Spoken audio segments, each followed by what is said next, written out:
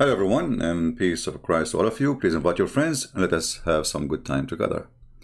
The Muslims, they strike back with the answer and they refuted us. Yesterday we mentioned to you how Muhammad believed that the cat was created from the sneeze of the lion, and how Satan was saved by holding the tail of the donkey so he can enter the ship of Noah. But you know what? The Muslims always have an answer. They can refute you and they can get you busted immediately. So a Muhammadan, smart one, he decided to refute us. So what he do? Islam is true. 1 hour ago, we believe in Jesus as is a Christ, but he is not God. What does this have to do with our topic? I mean, do you see how much firm they are and how much is strong and how much they can strike back? And instead of answering all the hilarious stuff Muhammad said, we believe in Jesus as a prophet. But this had to do with my topic. But because he had nothing to say, desperate, bankrupt. And now if we read the Quran he is posting for us, we will die laughing. And you might ask me why. Read with me and laugh. And you know what? I challenge you to hold yourself from laughing. Chapter 5 verse 109, 120. Hey, by the way, why 109? I mean, the chapter, all of it's supposedly about Jesus. How come Jesus appeared at the end? The chapter is the chapter of the table, which means Jesus, he made a miracle, and according to the miracle, and here, look at this, they will not refute us, they will not say what happened. Allah, he sent 5 sandwiches, each one of them have a wheel. Some, they say 7 sandwiches. Wheel? So even your statement about Jesus is a joke. And then, consider the day God gathered the messengers and say, what response do you receive? What response did you receive? Did they receive a response? And look at the rest. They will reply, we have no knowledge. He just said you receive. They say we have no knowledge. So they are lying. Did they receive or not? Compared to you alone are indeed the knower of unseen. Yeah, this is why Allah, he knew how Shaitan, he hold the tail of the donkey so he can get in the ship of Noah. You see, Allah is all-knowing. But how many times Muslims, they keep saying Allah and his prophet knows best? They are, they commit shirk, they are mushrikeen, kuffar. According to Islam, to associate a man with God, you are a kafir. And this is exactly what they do. They associate Allah with his false messenger. So, if we continue the comment, let us go to the comment here. Okay, so look at this conversation. Allah, he said to the messenger, okay, what response you receive? They said we have no knowledge, which means I have no idea. What are you talking about? And on the judgment day, the God will say, but in Arabic it says إِذْ قَالَ اللَّهُ, قال in the past. He said, he will say, we will let it go. Jesus, son of Mary, remember my favor upon you and your mother, how I supported you with the Holy Spirit. You Muslims don't even know what is the Holy Spirit. Here we go, leave a comment. What is the Holy Spirit? You will find every Muslim saying to you, Jibreel. Show me where in the Quran it says Jibreel. And how Jibreel is a spirit, yet he is an angel. And here he is holy, but yet he is an angel. In Islam, only Allah is holy. I forgot, plus Jesus. You spoke to the people, if you're, when you are an infant, an adulthood. Hold on. Let us go to the verse in the Quran so we can laugh. Are you sure this is correct translation? Are you sure?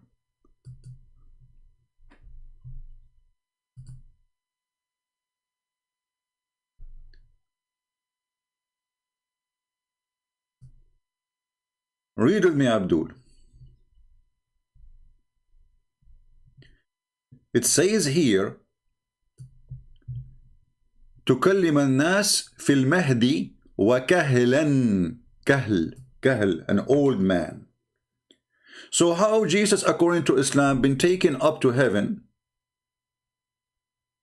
and the Quran saying that you speak to them when you are an infant and you will speak to them when you are old, not adult. Kahlan. Kahlan. Now a Muslim, he might say to me, oh, kahlan have many meaning. Like what? Like what? Any Muslim we have in the chat?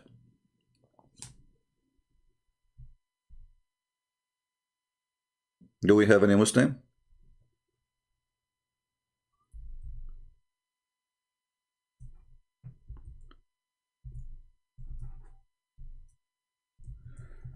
Let us see. And by the way, take a note. I supposedly I will make the video short. Yeah. Oh boy. Very short.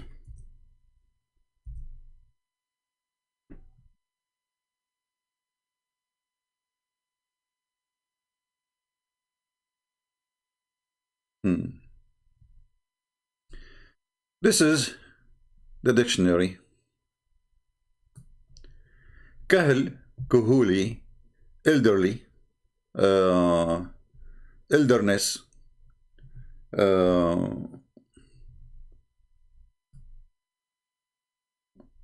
become middle age. I mean, they are giving you all the names, all the, you know. When we say rajulun kahl, we are talking about a person he start having gray hair in his hairs. Now, for sure, not everybody have a gray hair is an old person, because some people, they have a gray hair when they are even young, right? But the word kahl usually speak about someone he entered the age of wisdom, and that age, and this is why you see the Muslim, they say that Muhammad became a messenger at the age of 40, not at the age of 30. Why? Because he is not wise enough yet. So when you say in the Quran that Jesus, he will speak to us and he will be kahl, that means he will be an old man. If you say he is 33 years old, and that's what word kahl mean, that will be funny, because he do not need to say the word kahl. He can say, you know, when you are, you know, older, when you are a man. So here there is a problem with this story, but let it go. But the question here, who is the witness for this story? Can you name for me one book mention this story before Muhammad? Muhammad came 600 years after Jesus. So how, you Muslims, you bring me a witness who was not there? Only one witness claiming that God said that to him. And then look what it says. Remember my favor upon you and your mother. What favor? What is the favor Allah he gave to Jesus? Read and love. It says, I supported you with the Holy Spirit. Between two brackets, Jibreel. Jibreel support Jesus. How? Who is a Muslim want to tell me how? Do we have any Muslim can tell us how Jibreel supported Jesus?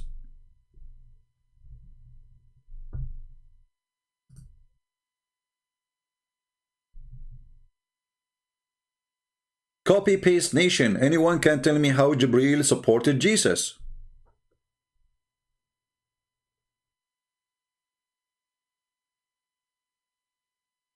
Anyone? I mean, the stupidity is all over the verse. Look what the verse saying. So you spoke to people in the cradle without Jibreel, in maturity. Was Jibreel talking or him? Him. So what Jibreel have to do with it? I taught you, look at the translation, guys. I taught you writing. He taught him writing. Where it says that in the verse? Where it says, I taught you writing? Where? It says, and I taught you the book and the wisdom. Writing. Allah taught Jesus how to write. If you change the translation as usual, you will find a new Quran. Let us change this translation. This is Hilali. Let us see Yusuf Ali, another liar. Let us see. Or Shakir. Read Allah with me.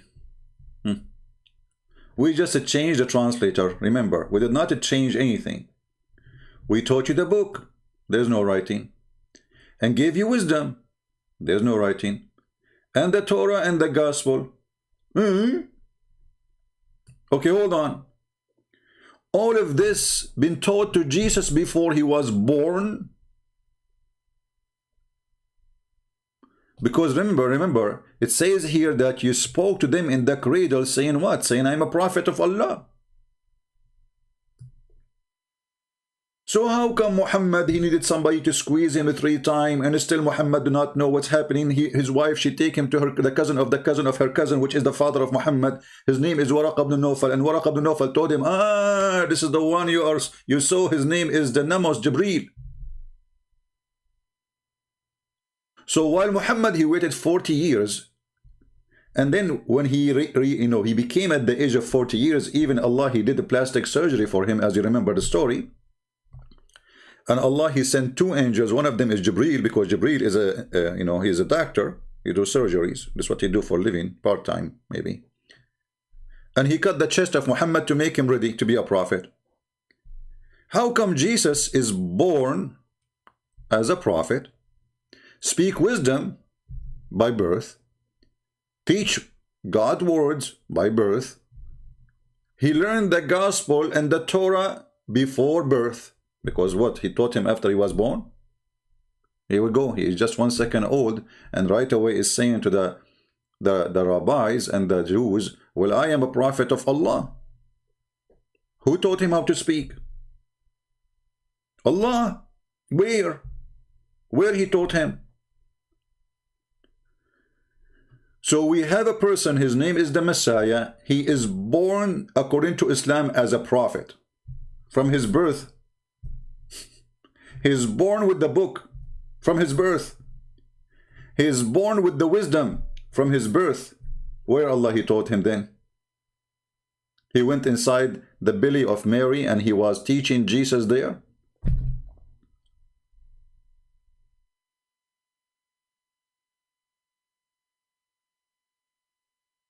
Then we continue. And then it says here, and when and do you remember, by my will you made a bird from a clay, you created him by my will. Hold on. This verse here, the Muslim trying to say to us, remember the comment saying, we believe Jesus is a prophet, not God. So if Allah, he knew that, don't Allah knew the Christians will think he is God? Why the Christian they think is God? Because he do what God do. So why you are giving him by my will? I made you what? A creator. By my will. I make you heal everybody. By my will. I make you make the blind see. By my will. I make you see resurrect the dead. So when Allah, he gave all those things to Jesus, do he knew that Jesus would become God in the eyes of the Christians? Or he is an idiot? And here the story continue, showing you how stupid this is. Because look what it says. So by my will, I taught you this. By my will, I made you resurrect people. By my will, I make you create from the mud the bird. And then he says, and then I saved you from their mischief. How come he did not save Muhammad from the mischievement of the Jews? Isn't it the Jews, they killed Muhammad by poison? Any Muslim can tell us why? If Muhammad is the most beloved person for Allah, to the point his name is over the chair of Allah. Allah, he spent the day writing the name Muhammad, Muhammad, Muhammad, Muhammad, you know, all over the chair, which is a sign of a crazy and madness. I mean, people who write in the walls, the F word, they are no different from Allah writing the word Muhammad all over the chair. Give me a reason why Allah want to write Muhammad's name all over the chair. So Allah, he wrote the name of Muhammad all over the chair, and yet he did not save Muhammad from the poison which he ate in Khaybar, and he died very miserable death. For 4 years he is suffering.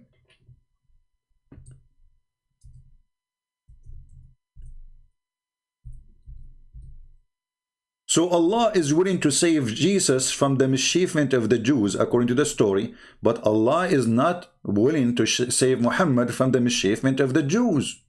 Question, why? Any Muslim can tell us why?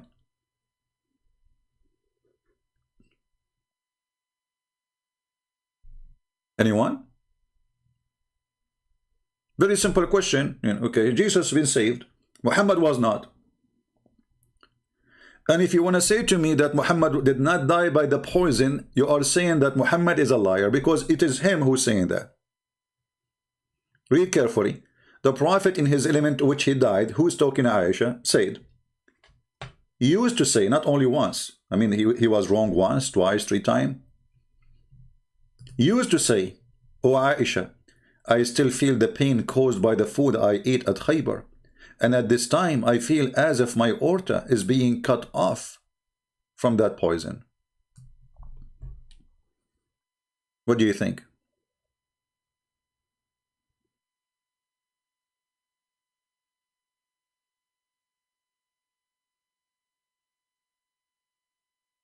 Anyone?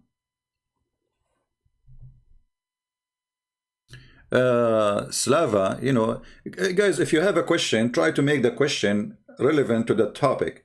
Otherwise, you are not being mature. Sorry to say. Because if I want to stop the topic I'm talking about to answer your question, it's mean you don't care. You go to the class of physics and you ask a question about geography. So please be consistent, adult, mature person. Otherwise, you are suffering from flight of thoughts like Muhammad. We are talking about something and you are thinking of something else. So, the Prophet, he died by poison, by the Jews. Allah saved Jesus from the Jews. Why? No answer. Who was the witness that Jesus was saved? Nobody. Can you name for me one person he was a witness there? Can you show me one book saying that Jesus been saved by Allah? Can you even show me the word Allah in the whole Bible? And then continue the story, which is really, you know, horrible. It says, even though the disbelievers among them said, this is obviously a magic. Who is the one who said this is a magic?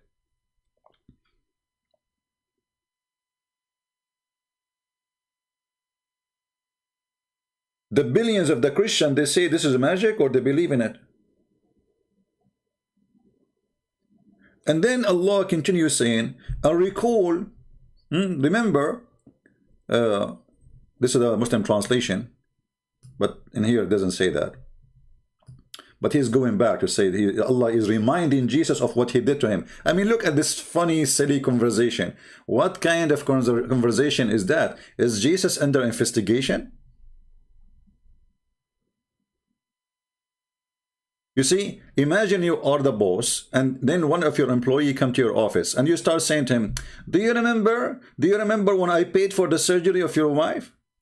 Do you remember when you came to me and you said your son want to go to school and you have no money? Do you remember when your son was sick and I paid for his clinic? I mean, what is that? Allah is saying to Jesus what he did to him. So either you are accusing him that he's bad, he forgot, or what is the point of this stupidity? People, are you listening? You have to analyze and think deeply about the stupidity here. Because when you bring somebody to your office, says, do you remember when you said to me you don't have money to take the bus and I bought you a car?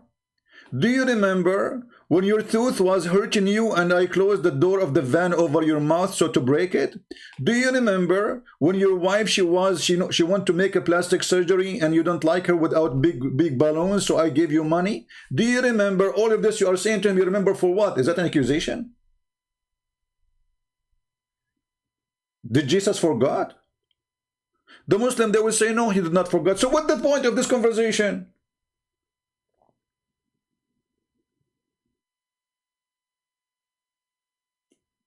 You make such a conversation only with the person who is bad. A bad person who forgot what you did to him. Do we agree? You remind him that you are a person who I help a lot and look what you are doing.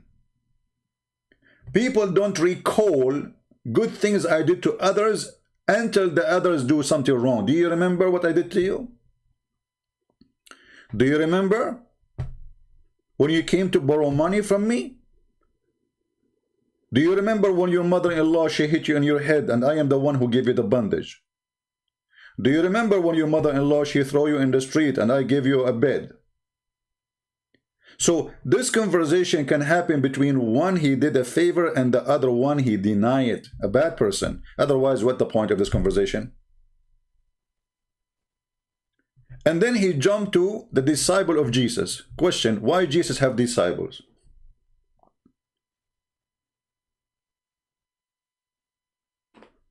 Who is the disciples of Muhammad? How come Jesus has disciples and the Quran approved that, and Muhammad have 0 disciples?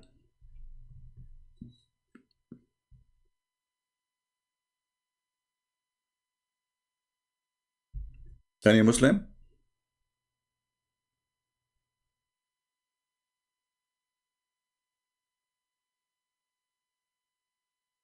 Anyone tell why Jesus have disciples? Why Muhammad don't have?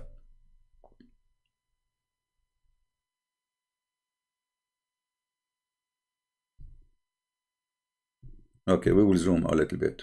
No problem.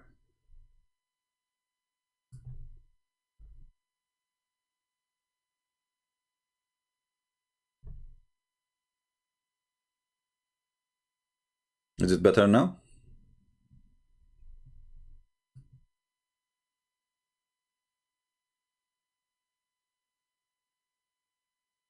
Why Jesus has disciples? Who is the disciples of Moses? I'm waiting for Muslim to answer. Who is the disciples of Muhammad? How come Jesus only have disciples?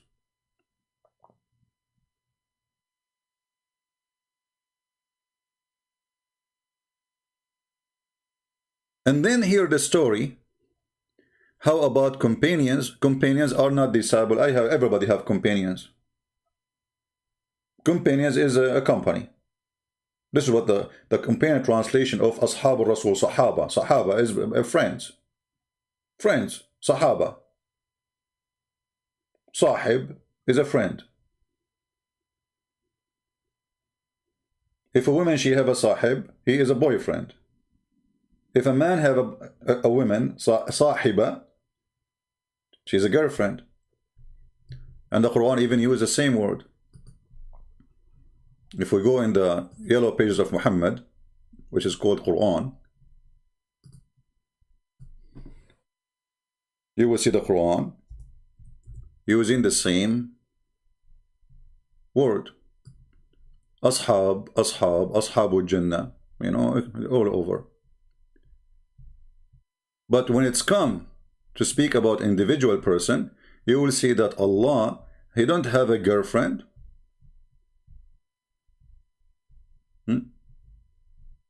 As an example, chapter.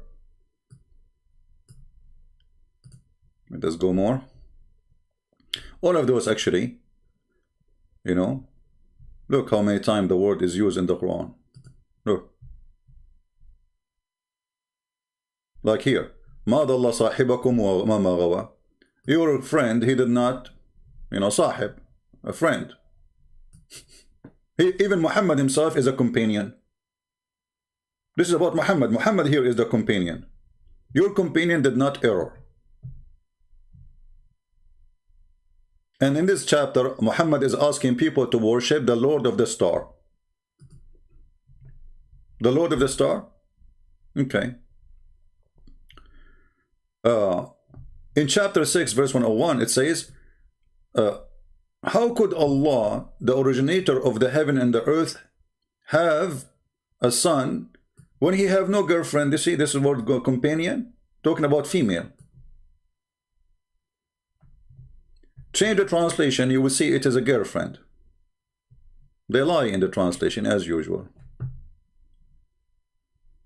This is Yusuf Ali. The word sahib, sahiba, come as what? Consort. Do you see it? So Allah have a, Muhammad, he have a consort? Not disciple. There's a huge difference. When you have a consort or you have a companion, that means all of you are equal. Do we agree? They are equal, right? But the disciple mean that there is a master and there is a follower.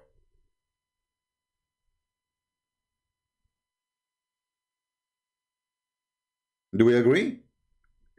So when we say that Jesus have disciples, that means he was their master. They did not take him as a friend.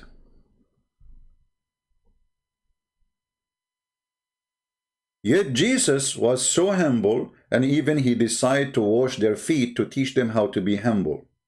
Don't be proud because you are my disciple, you go and take over the people and control them. If you want to be a master, you have to be a servant first. So when the Quran agreed that Jesus have disciples, and there's nowhere in the Quran Muhammad have disciples, then you need to explain to us why.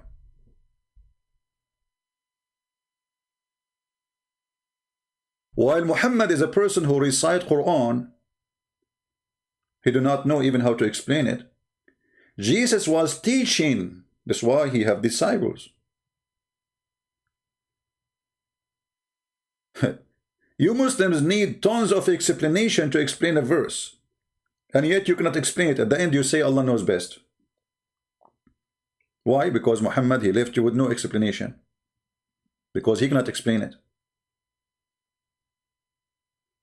Even he made verses for you in the Quran saying that there is part of the Quran, which is a huge part, nobody knows what it means save Allah. So what kind of book is this book? The answer is very simple. Muhammad is a thief. He does not know what he is reading. No one knows the meaning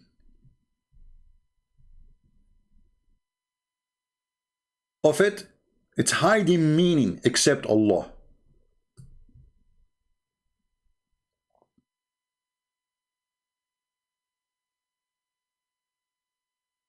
How come Jesus did not say to his disciple, nobody knows what this is, what I'm saying to you meaning? I mean, how in the world you say something to me and you do not know what it's mean?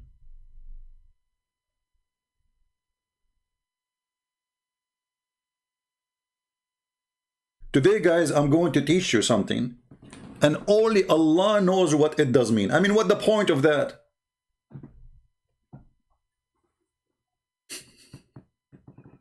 You see, if this is about a prophecy in the future, I will say, okay, you know, maybe in the future we will learn about it. But no, this is not about any prophecy. It's just a stupid talk. Nobody knows what he's talking about. And he, Muhammad himself, he does not know what he's saying. Because he's a thief, copying it from others, what they said. So don't ask me, I have no idea. I'm just a person who delivered to you. So the Muslims agree that Muhammad is a messenger. What does that mean? He is a messenger of the messenger of the messenger of the messenger of Allah. So Allah, he gave the message to the pen. The pen, he wrote the message in the tablet. The tablet gave the message to Jibreel. Jibreel, he carried the message to messenger Muhammad. And then the messenger Muhammad, he gave the message to us.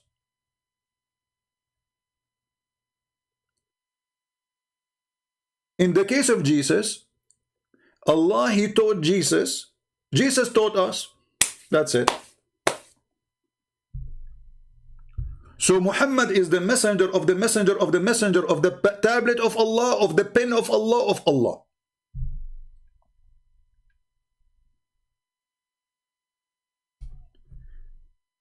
Now going back to that chapter, the funny chapter. So Jesus taught the disciples. Look what the disciple, they said to him. How come the disciple, you call him disciple, and obviously they don't believe in his Lord? Look at this. It says, can your Lord send us a table full of food? What a bunch of hungry, lousy Abu Huraira. You know Abu Huraira? He used to accompany the Prophet so he can eat for free. So are they Abu Huraira?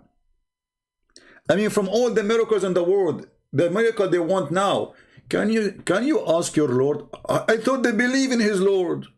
So why they are saying to him, can you ask your Lord? Isn't it their Lord, his Lord too? And their Lord too? But the conversation is proving the opposite. They are saying to him, can your Lord send us a table full of food? Since when God is the one who have a buffet and you ask him, hey Allah, can you send me a table full of food, Allah? And then if we go and read this, we will find that Allah, he sent down 7 sandwiches. Each sandwich have a wheel. Chapter 5 verse 112, and read the comment later. You will see the Muslims, they don't answer the comment about our topic. They will say something else. They keep jumping from a branch to a branch. It's like, you know, chasing a turkey. I don't know if you ever chase a turkey. The turkey can fly, by the way. So you chase him, he jump and fly, go like a chicken, you know, like from place to place. Look, turkey, stop! I wanna. It's a turkey religion. So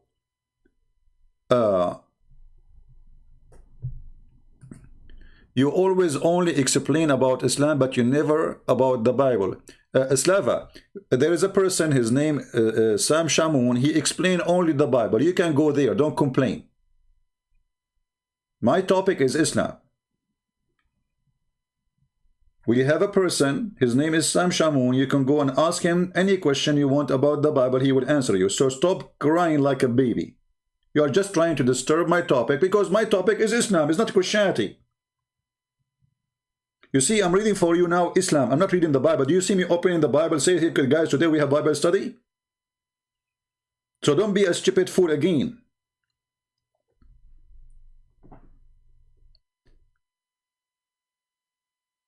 And any verse you want in the Bible, you can right now go and search it, and you will find the interpretation for it, if you are a person who do not know. So don't play dumb.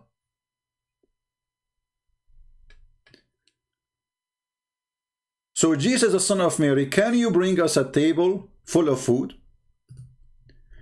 If we go to Ibn Kathir, what we will find?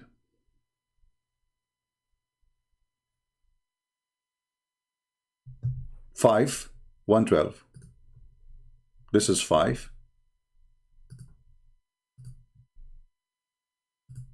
And this is 112. Let us see what the interpretation will say.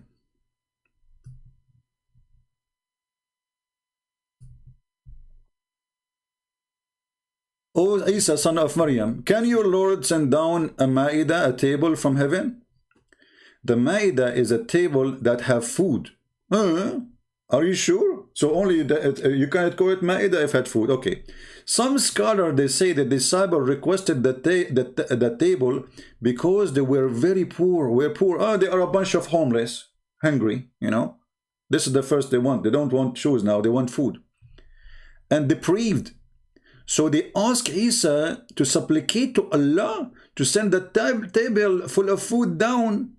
Then they could eat every day. Huh? So this is an everyday buffet. Allah, He sent the table every day. You eat from it, there is food.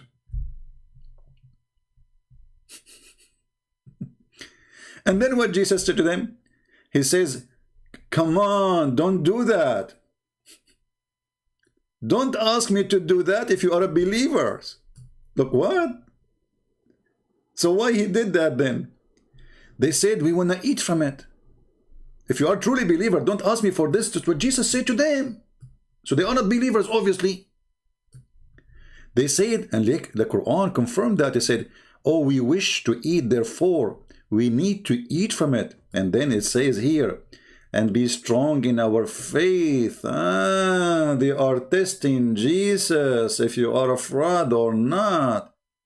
So we can be strong in our faith when we witness in descending from heaven substance to us. And then Isa, he said, O Allah, our Lord, send us down from heaven table spread with food that may be for us for the first and the last of the festival. Here Jesus have a carnival.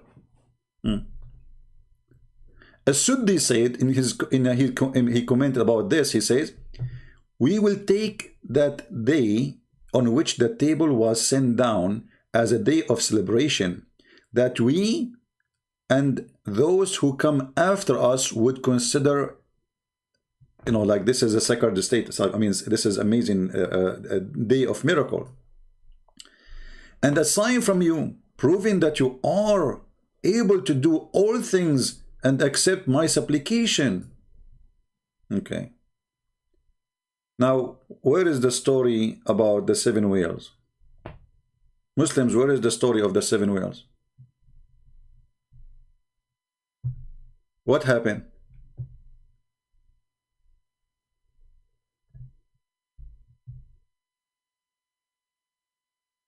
Huh? Where is the 7 whale story? How many Muslims here, they believe in that Allah, He sent him 7 whales?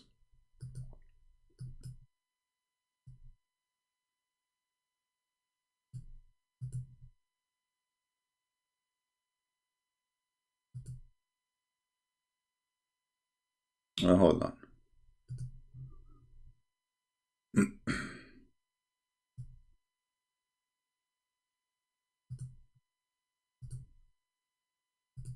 So simply what Muhammad did, he took something, he learned, the Christian believe in it, he added his own spices,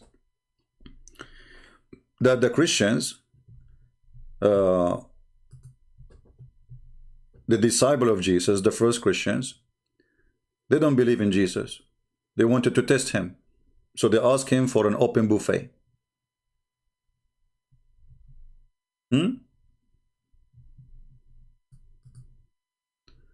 My browser froze. Let us see.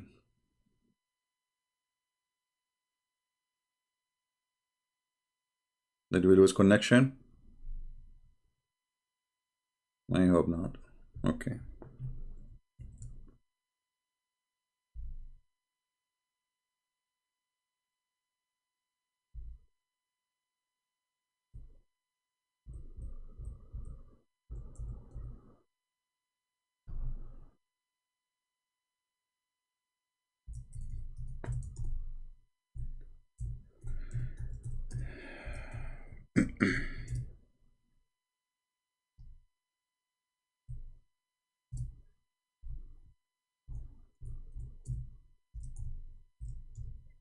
Let us see.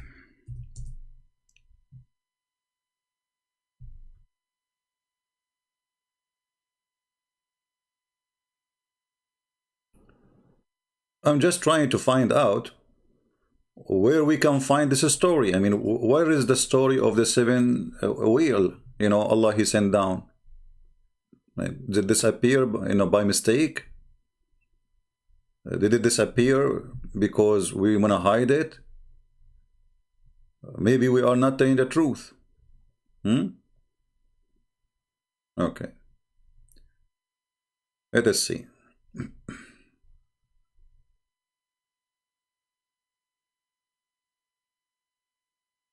Just to show you how they lie in the English website.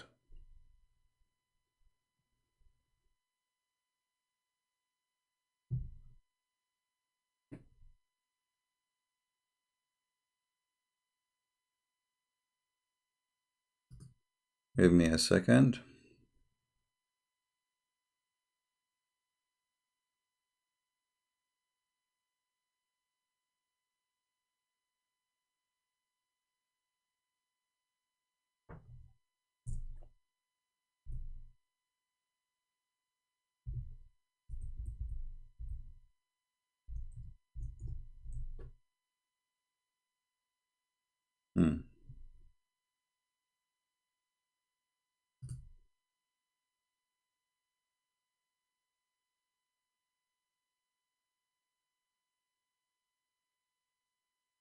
Here we go.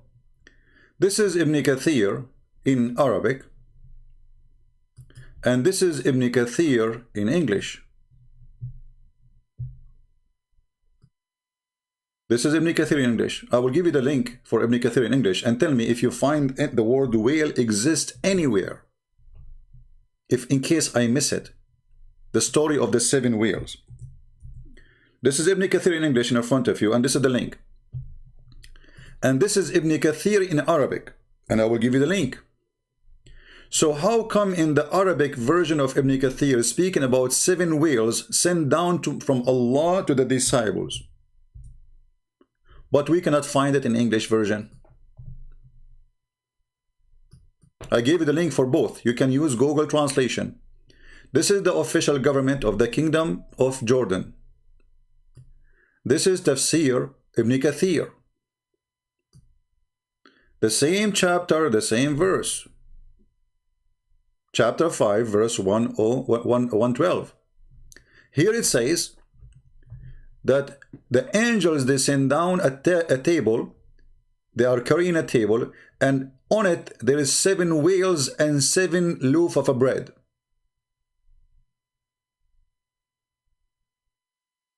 Why this is not in the English one? Let us use Google Translation. Because maybe Christian Prince is not telling the truth. Read with me. So, let God descend upon us a table from the sky, and he said, the angels, they carried the table, seven whales and seven loaves on it.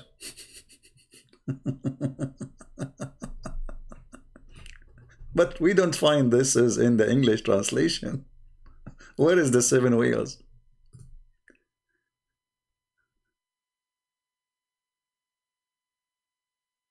You know what I mean? Where is the seven whales? Here we go. I gave you the page. Show me where is the seven whales. Why they took it off? How this is the Ibn Kathir in English, and yet you take more than 50% of Ibn Kathir in English, in Arabic. So if I am not a person who have enough education to remember, no man, in Arabic it says different story. You see what happened? If you don't have a privilege of to be a person who did read a lot and learn a lot, and you speak Arabic too in the same time, then how you will know that this is missing? There's no way. So you read Ibn Kathir, you will not find the story. So Christian Prince, he said, Ibn Kathir says that. You go to Ibn Kathir, there's no thing. The Christian Prince is obviously not saying the truth. Where we can find the way story? Is it there? Maybe. Oh, hold on. I missed. Hold on, guys. Look, it says seven fish. I missed the part here. It says here seven fish. They changed the word whale to fish. Look. I missed it. Sorry, I apologize. But you remember the story yesterday? We mentioned to you about the cat. how Shaitan he sneezed? In Ibn Kathir, it says that the last animal who entered the ship, it was the donkey. And then they cut the speech there. They cut the whole page. Here they are giving us some. Look.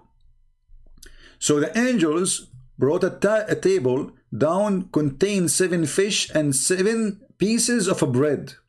But this is not what Arabic says. It says 7 whales and 7 loaves of a bread. Simply 7 sandwiches.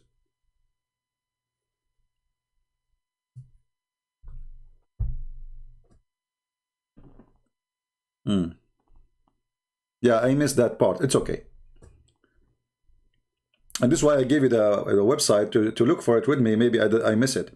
So the reason I did not find it, by the way, I searched for the word whale, is not there. So they translate the word whale as a fish.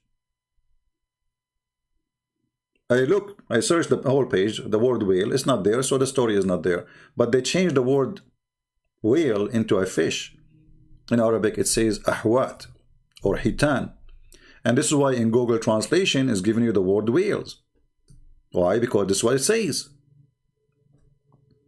So now, Allah, He sent 7 whales in 7 loaf of a bread, 7 sandwiches. Why 7? Any Muslim can tell us? Why Jesus have only 7 disciples? Why 7 whale and 7 sandwiches, 7 bread? Again, it's a fabrication.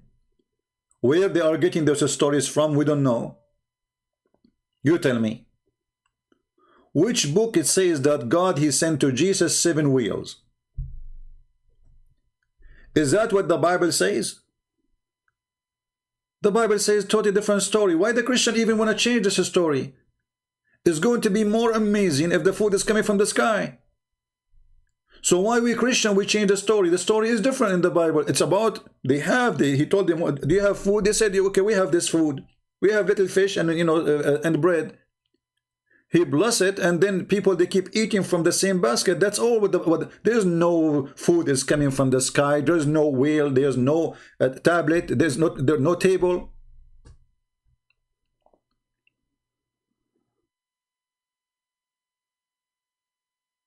And in the Old Testament and the New Testament, it's warning you from testing God. When Satan, he came to Jesus trying to tempt him, he says, if you are the Son of God, you throw yourself. What Jesus said? It said, don't try your Lord. Don't test your Lord.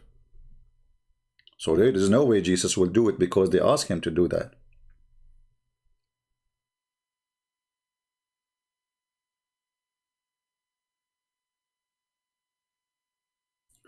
So Jesus asked Allah to send a table for Jesus. Okay, how come when Muhammad, the people ask him to do miracles, Allah, he don't do anything? How come so easy with Jesus? I mean, Jesus, you say something, okay, right away, delivery come, Amazon, knock, knock. You have delivery, okay, you ask for a table full of food. How come Allah don't do that to Muhammad?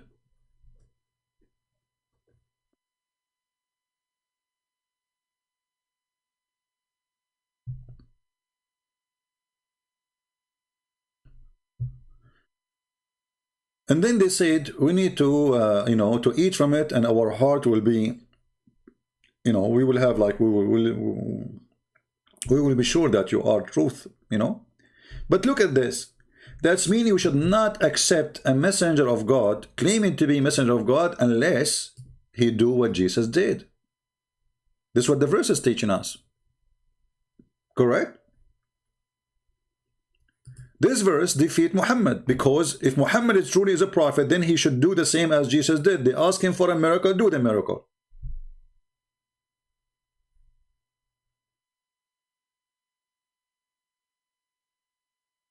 Are we listening?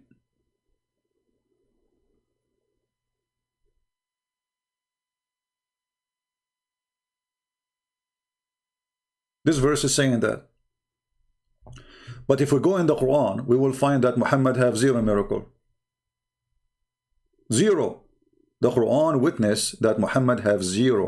So all the miracles Muslim they count for us, and the hadith is a lie. And why it is in the hadith, not in the Quran?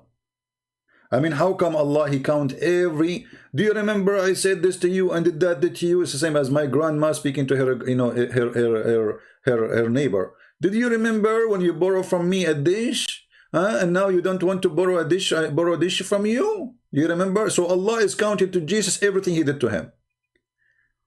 But in the Quran, it says that Allah he refrained from sending any miracles to Muhammad. Read it, chapter 17, verse number 59. We refrain. So with Jesus is so easy. Hey, Allah, send me a table, 7 wheel, and say, hey Jesus, what do you want?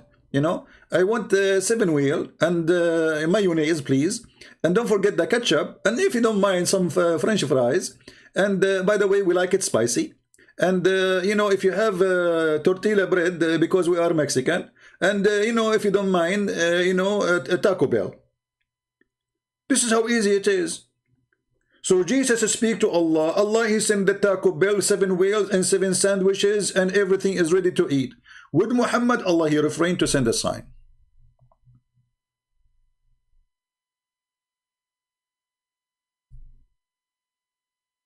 And this verse is given to Muhammad after the chapter of the moon, where it says the moon split. So if the Muslim they say the moon split is a miracle happened in the time of Muhammad, but even that verse says the moon split, doesn't say who did split the moon. It says the moon split asunder, and judgment day is soon, but nothing happened. And then we give you a verse after it, way after, saying we refrain from sending miracles. Did you send a miracle or not? The Muslims they might give you an answer saying, don't you know the Quran itself is a miracle? You idiot. What kind of answer this answer is? If the Quran itself is a miracle, that means the sentence itself is a miracle. So how he say he refrained from sending miracle when he is doing miracle in the same time? When you say the Quran is a miracle, that means the same verse is a miracle. Okay, but he is saying we refrain from sending miracles. Do you see the madness? How the Quran is a miracle and Allah saying we refrain from sending miracles. It's like somebody you know, making a cake and he say we refrain from making cake, but you are making cake already.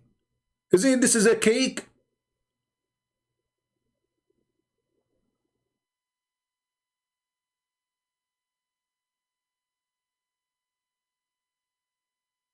So the Muslims who gave us those verses to prove to us that Jesus is not God, he proved to us that Jesus is God, because in the case of Jesus, he said be is going to be.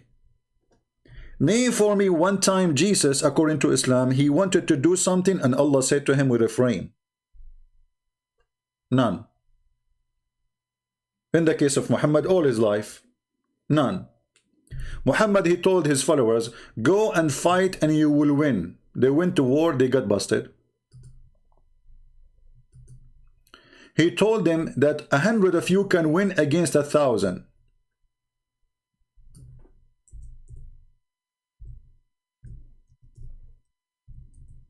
They went to war, they got busted. He lied. He was just exaggerating to make them fight and think they will win. He lied. O Prophet, rouse the believers to fight. If there is 20 among you, patient and persevering, they will vanquish 200. That means 1 to 10. 1 to 10? Is that really happening? Or this is impossible? Let us see. If 100, they will vanquish 1,000. 100 Muslims, they can kill 1,000? That's a miracle, must be. If there are people without understanding, okay, those people kuffar, they are stupid. Right away, the Muslim, they came back and they got busted. And they said to Muhammad, you said to us we will win. What are you talking about? Look what happened. Muhammad right away he gave them a verse. He says, Allah, he gave me this. For the present, Allah has lightened your task, for he knows that there is a weak spot on you. Like what? Allah did not know that they have a weak spot on them before he sent them to war. And what is the weak spot? So even so, if there are 100 of you and preserving, they will vanquish 200. Like what happened? From 100 they can fight 1,000 to 100 can fight 200.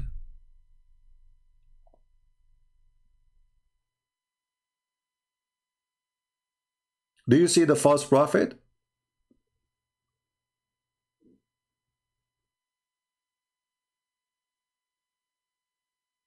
If Allah, he is God, and he promised you one can win against 1,000,000, you will win. Who care about the number? If God is with me, who could be against me? If God decides to be in my side, it doesn't matter really if it's 1,000,000 or 100. Do we agree? So Allah, guys, leave Zahra. Who is this Zahra? People, focus with me in the topic. Let me... Okay, sorry Zahra, I have to put you in hide because you are taking people out of my... People in the chat, focus. I leave the chat open so you can focus with me in the topic, not a person in the chat. Otherwise I will disable the chat. I'm not sitting here, it is Sunday. I'm not sitting here wasting my day, losing my voice, so you can chat with somebody in the... This is not a place for us to chat about talking to each other. Here we are learning. It's a classroom. So either you want to listen or you are here coming to you know, blah blah blah. Leave the Muslims for me. Show me how good you are in the comment section when a Muslim he posts something. Not here. So listen carefully. If Muhammad is a prophet of God and Allah told him 100 can win against 1,000, do you think Allah can make it happen or not? The answer should be yes. And look, the conditions is the same. Among you, patient and preserving. Patient and preserving. The same in the second verse. Like he did not change like the conditions. So if they are patient and preserving, 100 can fight 1,000. Okay, so what happened? If you are, now he found a weak spot on them. Okay, what is the weak spot? But still they are. If you are patient and preserving, so the condition is still the same. Where is the weak spot?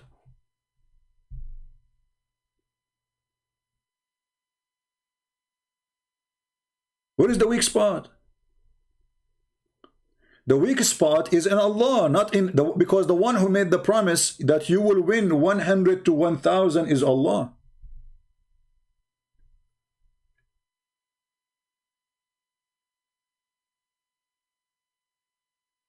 How come in the case of Jesus, he don't do that? Oh, there's a weak spot on me today. I cannot do that. Jesus, he challenged them. He says, you can destroy this temple and I will build it in 3 days.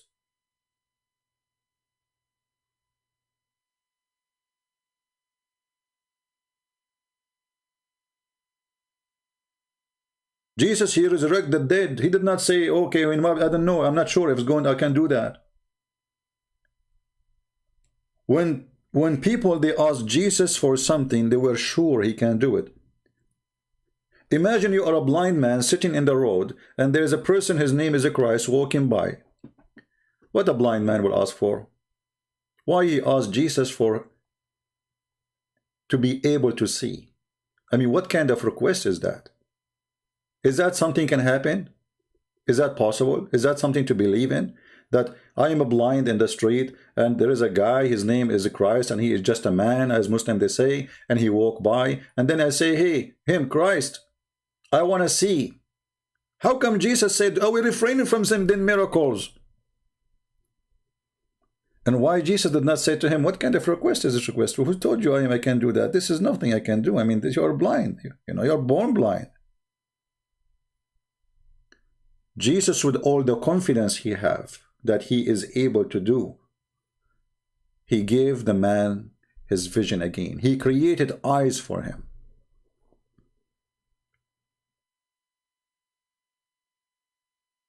In the case of Muhammad, Muhammad is so proud about his sexual ability. If you read the Muslim books about Muhammad, they are proud about certain things. Muhammad was a white man. How white is under the arm of Muhammad? How white is the chin of Muhammad? How white is the belly bump of Muhammad? How white the face of Muhammad? There's a video made by a guy, his name is Mufti Mink. I think all of you heard of him. Speaking about Prophet of Allah, how handsome he is. And when he speak about him, he cry. A person, he saw the Prophet of Allah. He was walking at night. He looked at the moon and he looked at the Prophet. He looked at the moon and he looked at the Prophet. He looked at the moon. You know, this guy is crying. What for what? What happened? He's describing how Muhammad looked like. He is just describing how Muhammad looked like. He is not telling you anything about God. The white man worshippers. This is a white supremacist cult.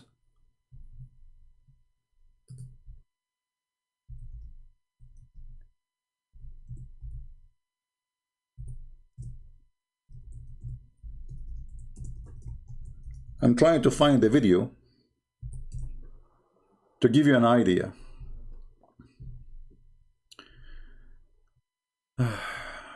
Where is the video?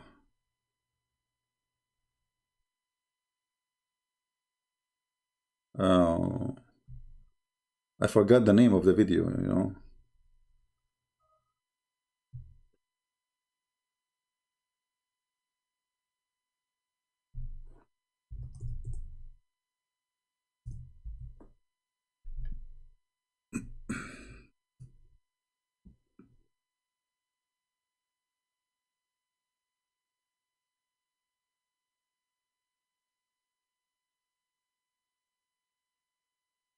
Let us see.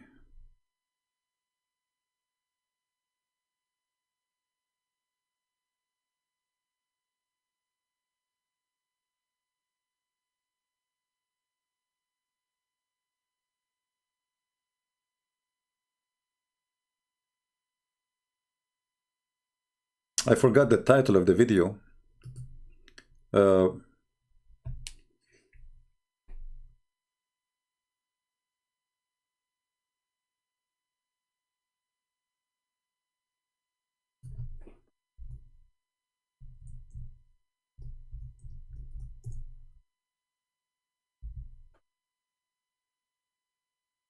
And the guy, his name is Salava. Post your question for me. I will answer you soon. But next time, learn. Let's see.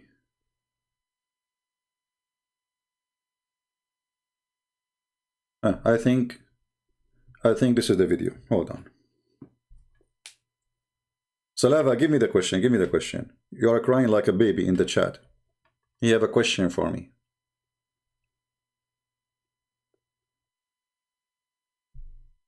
All right. We are building the... Okay.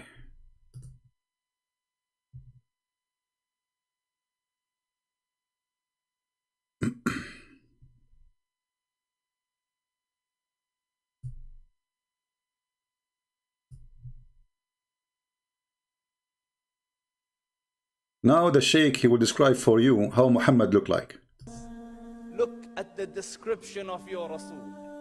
And for some, this would be the first time you hear what your Prophet looked like. I saw a man of striking appearance. Oof. ظاهر الوضاء. Unbelievable. أبلج الوجه. Radiant face. حسن الخلق. Beautifully created. لم تعبه الثجلة. His belly wasn't protruding. His what? His belly. I mean, we start talking about Muhammad about his belly. The belly of the Prophet. ولم تزر به السعلة. Nor was his head disproportionate and small. Even the cuff of the Prophet. We have to describe his cuff. We had to describe his cuff. وسيم قسيم. Proportionate and delicate. Finely made, a specimen of a creation. في عينيه دعج. In his eyes there was a contrast. The dark was immensely dark. The white was excessively white. وفي أشفاره وطف. And his eyelashes were long. What? Even his eyelashes? Are we talking about a porn star? Are we talking about a prophet of God? Are you sure? Look how he is. You know, his eyelashes is long. How long? You will not believe how long. Like eagle wing.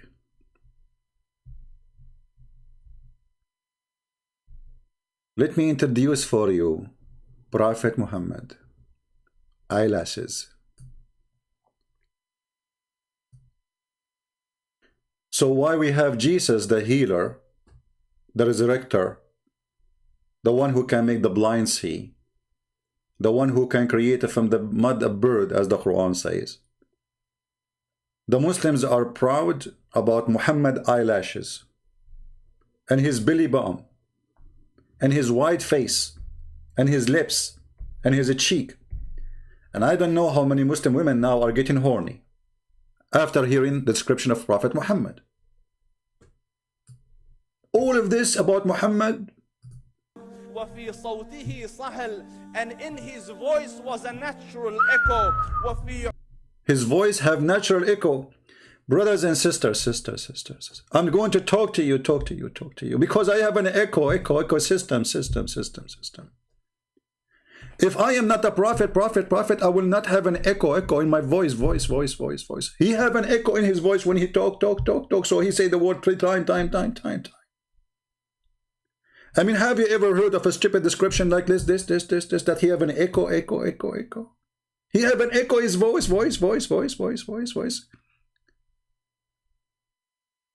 This is how they see their prophet.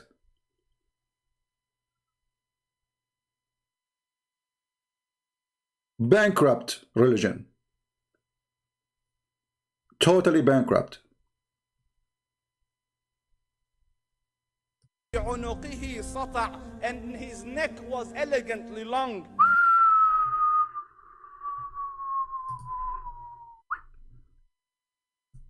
We have a giraffe. The prophet was a giraffe. وفي لحيته كثافة. His beard was full and not like Zakir Naik. His beard is full. I mean, come on. If he is not a prophet, he will not have a long neck. He will not have a beautiful white belly button. He will not have long eyelashes, and he will not have nice beard. thick. أزج أقرن. His eyebrows were arched, but they were not joined.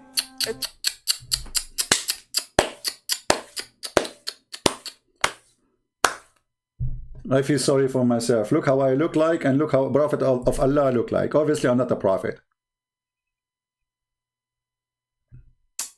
How sad. It was separated. In summit, فَعَلَيْهِ الْوَقَارِ. When he was silent, dignity covered. him. وَإِن تَكَلَّمَ سَمَاهُ وَعَلَى. All right, let us go where he described. He see the man. He was walking. He saw a man. I want to go there. Hold on. Which part of the video?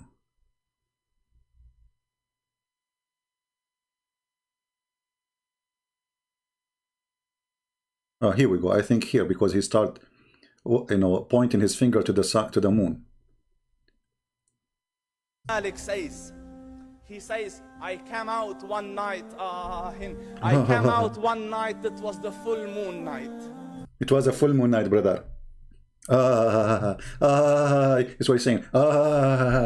Like, what is that? Okay, what happened?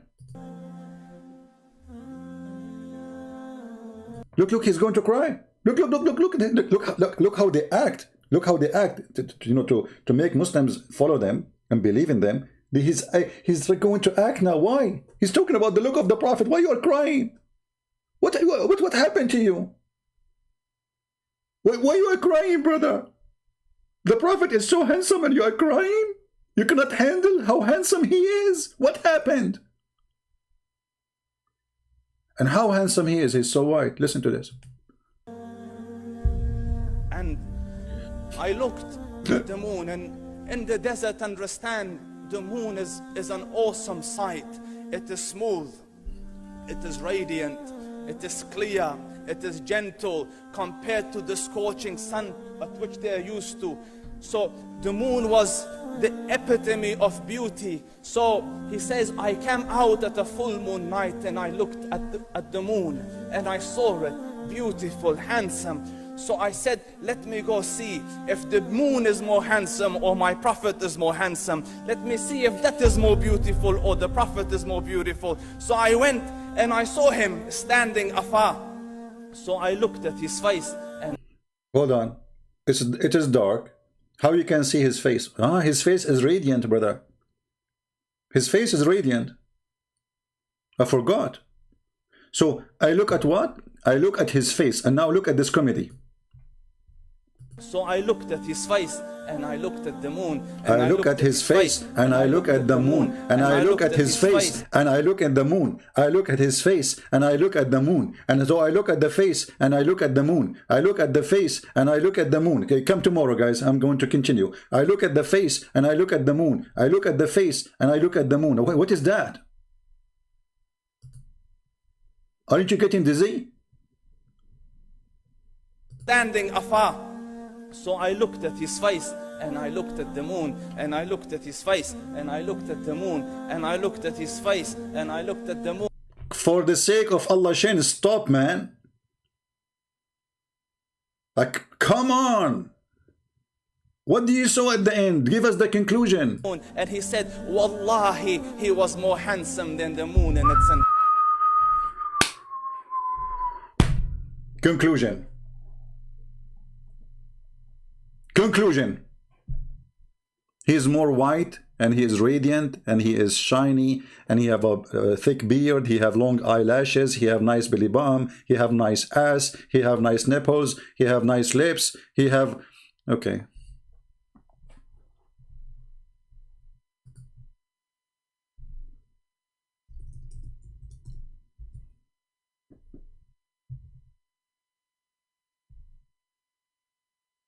Brothers and sisters on Allah, let me introduce for you Prophet Muhammad.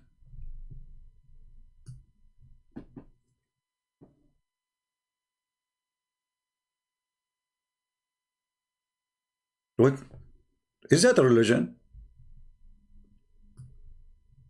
So while we are talking about Jesus the creator, Jesus the healer, Jesus the sin-free, they are talking about the eyelashes, the belly button, the ass of the Prophet, the penis of the Prophet, the face of the Prophet, the beard of the Prophet, the nose of the Prophet.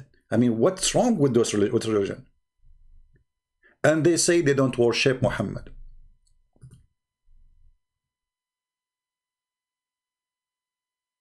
Yeah, I will give you the link. Here we go. This is the link of the video. I'm going to take this video down very soon. All the videos actually in my channel, I will take them down. So download them as soon as we finish. All right? I will keep them only for a few hours, and I will take all the videos down. I don't keep videos on my channel, as you know. So, don't spam the text, my friend. Hoop, hoop, hoop, bloop. Don't do that. I will block you in the chat. Don't do that. Come on.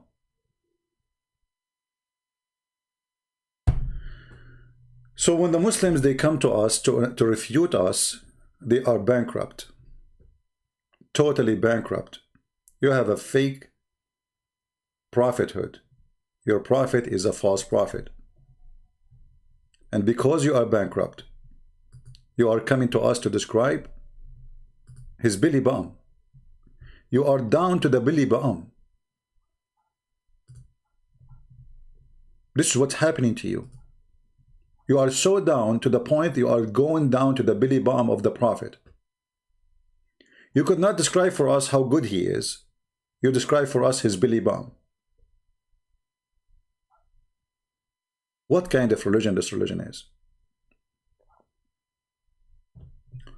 While the Quran is busy counting the countless miracles of Jesus, the Muslims are busy counting for us the belly bum of the prophet. The prophet, he used to have sex with all his wives in one night without washing. This is what they are proud about.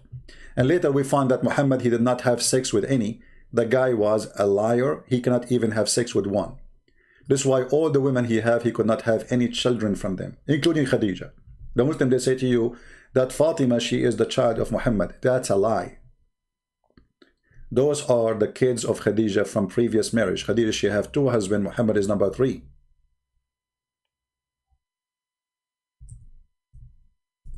And Aisha, she witnessed that when Muhammad, he go out and he's saying, yesterday I was having sex with all my wives. Aisha, she got him busted. She said the prophet, he imagined himself having sex, but in fact he did not. And they claimed to cover his lies about having a very powerful person. The prophet continued for such a period of time, imagining that he had sexual intercourse with his wife, but in fact he did not. How we can trust even this man? The only thing can you make you trust him is the description of this guy. He have all long eyelashes.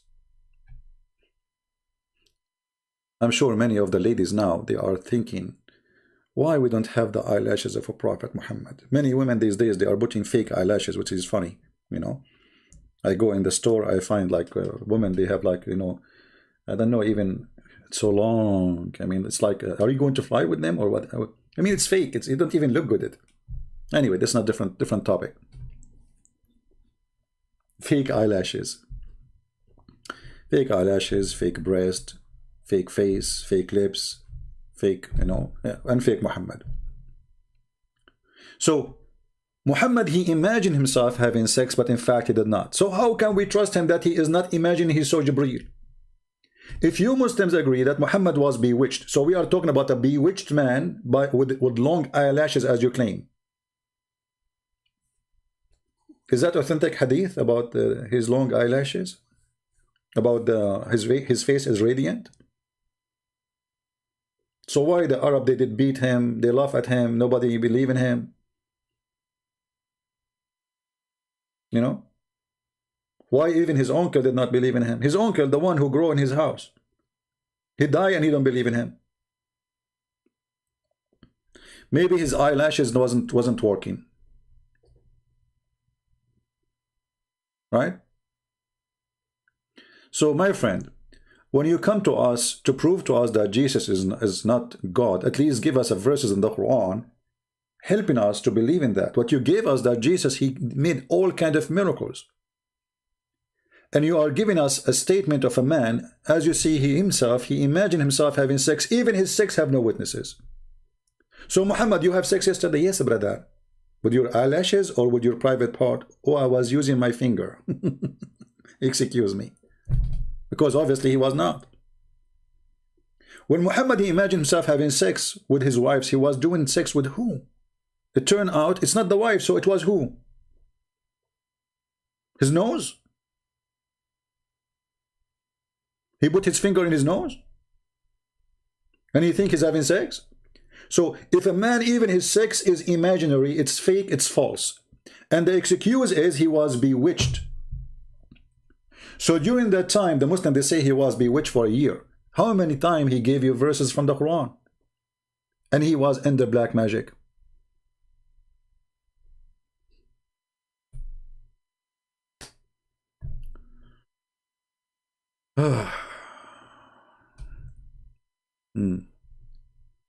A Muslim saying to me,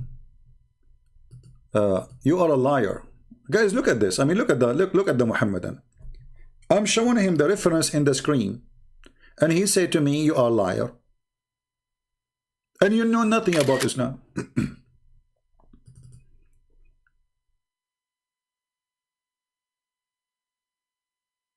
Are you sure? But I'm showing you the hadith. It's Sahih Bukhari. You're a liar.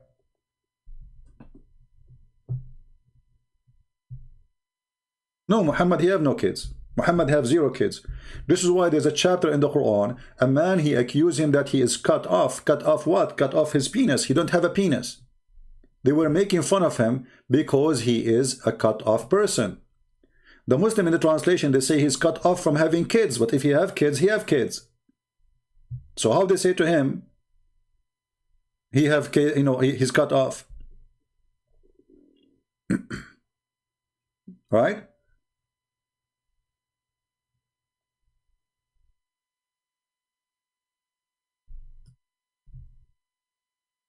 Chapter 108, 3 verses. I mean, have you ever heard of a chapter? All of it is 3 verses. Allah, he promised him the fountain of what? The fountain of his sperm in the heaven. Muhammad is angry. Why? Because there is a man, he is saying you are cut off. Between 2 brackets from every good thing. What's a lie? What every good thing? Change the translator. Right away you will see different Quran. It's a miracle. Look at this translation. What happened? Shrink. In what? What is... What kind of a translation is translated? This guy is not even using Google translation. Let us change translator.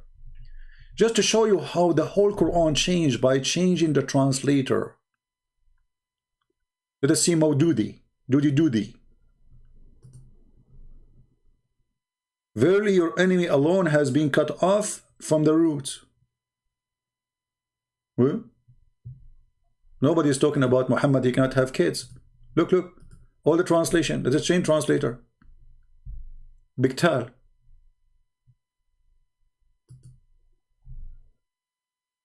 Look at this. Who is without posterity. Posterity. You see it? He have no children. The one who has said that to you, he is abtar. What abtar mean? He's cut off. Change the translator again. Let us go to Shakir.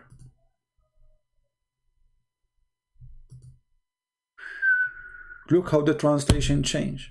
It's a miracle. Change again, translator.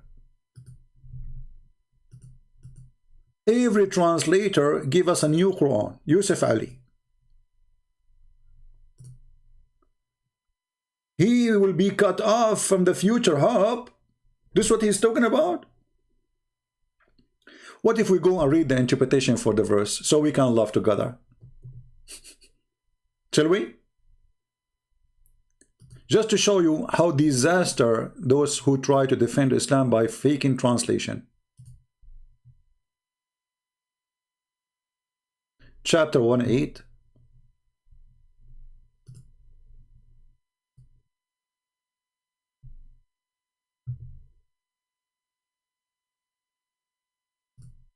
All right.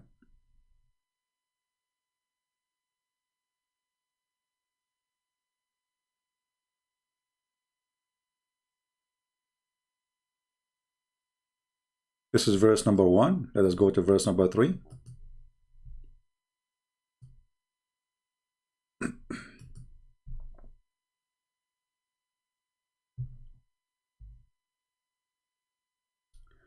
I will answer you, Mr. Akib. And remember, you are the one who said that, so smile. Take us, this is a selfie. Okay. Guys, read carefully. This is the interpretation of the Quran. It says, it say to the insulter, the one who despises you, and not though, without two bracket, who is without posterity, he will be without family and children. So the person is accusing him that he have no children. The Muslim, they say, this is when the son of the prophet, he died, but Muhammad, he don't have a son. Where, son of who? They say from Mary the Copt. Go and see the hadith where Aisha, she said, he don't look like you. He have nothing to do with you.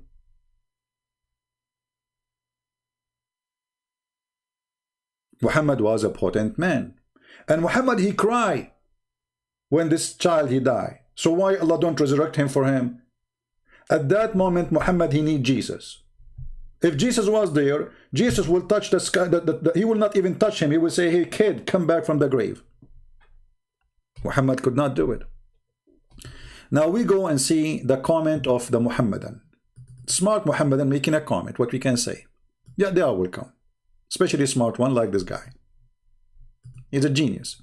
If you say Jesus is God, why would he kill himself? You idiot. Who said, where in the Bible it says that God, he killed himself? I want to learn from you. Can you show me where in Christianity we teach that God, he killed himself?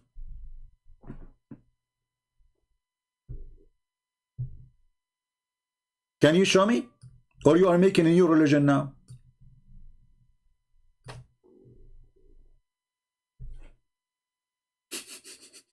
You see the stupidity? What the Bible teaches us, that God, he knew the future. They knew what they will do.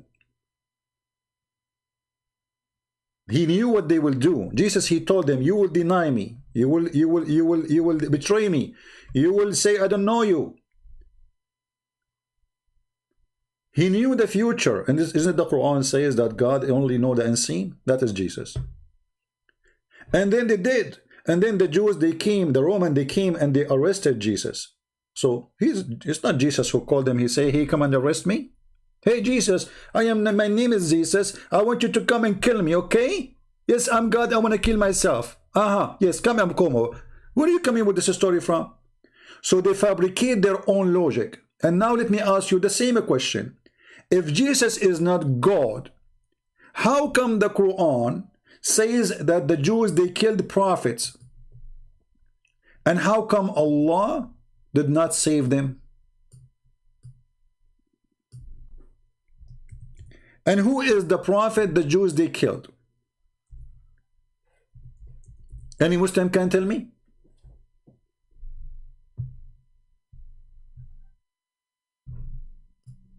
Chapter 5, verse number 70. It says the Jews, they accuse prophets of lying and they killed prophets. Some they slew. Do you see it? Name for me the sum. When you say some, they have to be more than 3.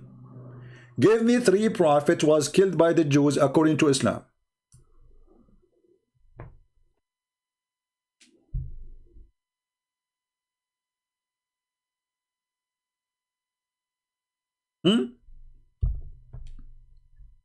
Name for me. Jesus was saved. Okay, so who else was slew by the Jews?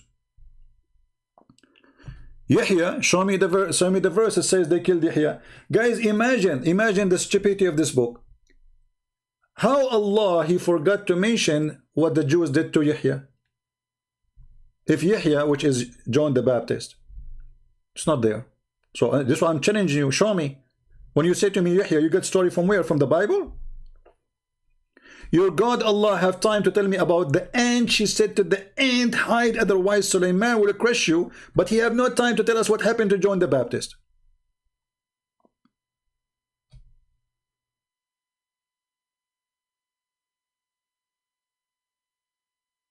So the Quran confirmed that the Jews, they killed prophets. So how come Allah will save only Jesus? And how come the Quran never mentioned a name of them? A failure? Huh?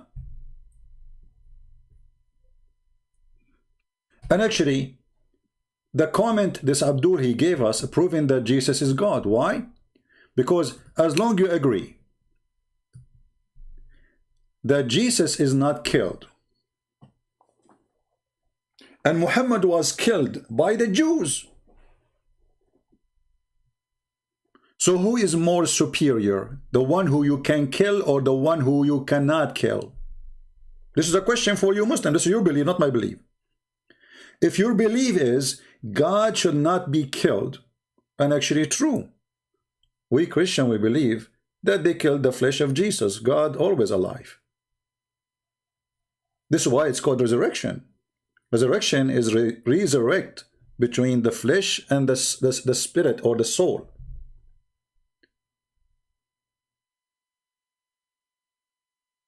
And as you know, our God is a spirit too. Not like your God, who is just a piece of concrete, a samad. What is a samad? Samad is from masmood, which is a hole, have a solid body around it. In Arabic, we say masmuda, which is taken from the Aramaic word, which is a place you put your coin in.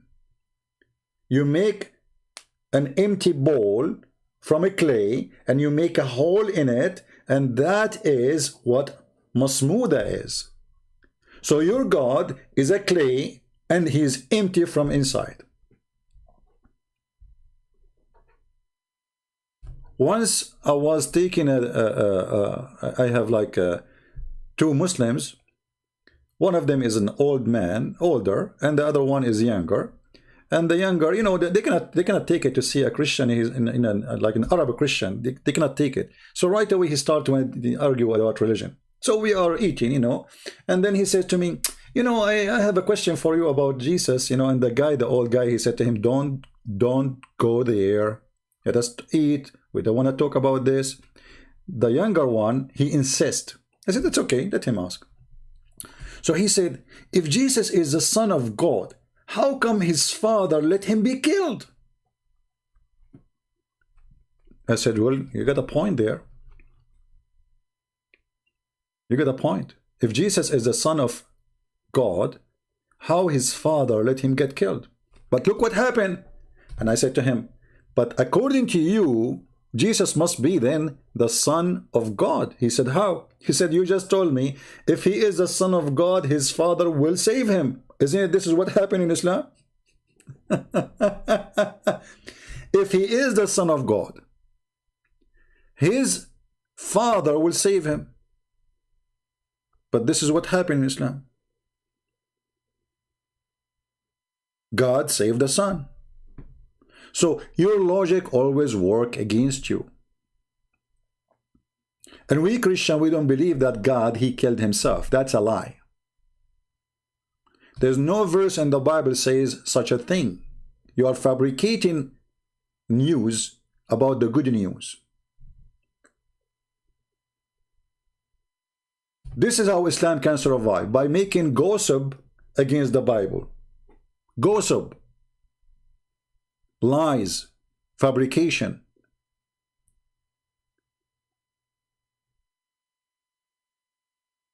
And look, if we ask the Muslims what the Christian believe, they say to you, believe in Trinity. Where is the Trinity in the Quran? Any Muslim can show me the Trinity in the Quran? The Trinity in the Quran is the most confusing, stupid Trinity ever. According to Muhammad, the Christian believe in Jesus and his mother and Allah. That is the Trinity. But there is no single Christian believe in that. And not only that, Muhammad, he is so confused to the point he said this. Look at this. This is a chapter 5, verse number 72. It says that the Christians, they disbelieve those who say that the Messiah is Allah. Well, if the Messiah is Allah, so what is the Trinity?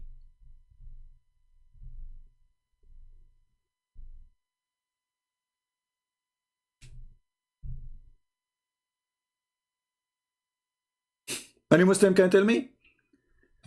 The verse saying, those who say the Messiah is Allah is kuffar. Surely disbelief. Who say, Lu, Allah is the Messiah. So who is number 2 in the Trinity and who is number 3?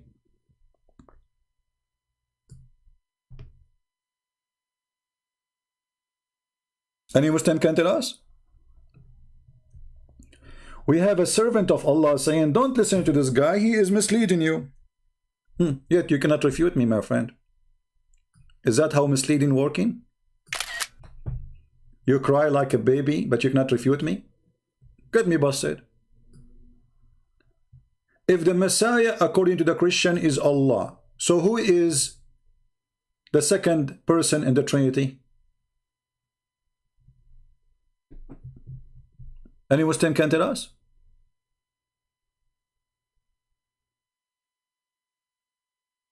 Or what you do, you complain and you cry, Christian Prince is misleading you. Christian Prince, he make you leave Islam because he's lying to you. Make him fool of myself, prove it. Who is the one who make fool of himself? The one who claim that when he poo-poo, the earth open and eat his poo-poo. That's Muhammad. I never said that. I can tell you, when I do poo-poo, there is a toilet seat will swallow it. But I will never claim that my piss is like musk. It's not. You Muslims, you fight over his piss. And even you drink the camel, the prophet urine. And too bad we don't have any of it no more. I mean, you know. Misleading, talking about misleading. So, if the Messiah is Allah, who is the Trinity? Look, the verse after it says, they disbelieve the one who say he is the third of a three. Okay, if he is third of a three, if the Christian believe that the Messiah is a third of a three, the verse here saying that Allah is the Messiah, according to the Christians. Question, who is the second in the Trinity? And the third?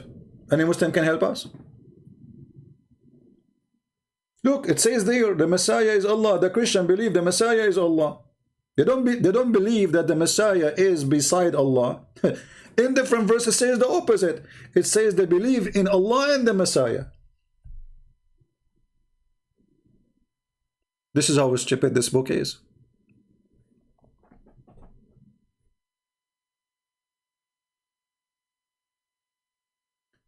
The verse after it here, in verse number 75, chapter 5, it says that the Messiah is a messenger. All messengers before him, they die.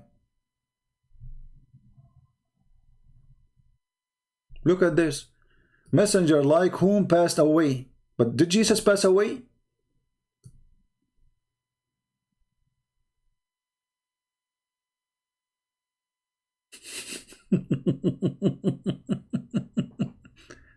The same statement about Muhammad. A servant of the most merciful. Do you like to call me? And talking about your route in hell. Isn't it the Quran says, وَمَا مِنْكُمُ إِلَّا وَرِدُهَا? Each one of you is going to enter hell. You Muslims, not me. Isn't it Abu Bakr and Umar al-Khattab? He says, لَا آمَنُوا مَكْرَ اللَّهِ. I cannot trust the deception of Allah. So even if my foot in the heaven, I don't trust him, I might go to hell. So all what you can do, cry like a baby, but you don't dare to call me and speak to me. Do you dare to call me? And let us hear your answer. Additional to your cry.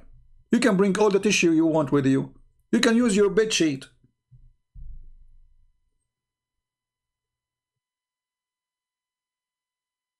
Do you want to do that? Or you want to stay crying?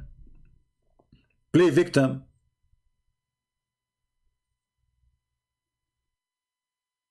What kind of servant of the most merciful? He don't dare to be a servant. Don't you want to serve Allah and call me and defend Allah?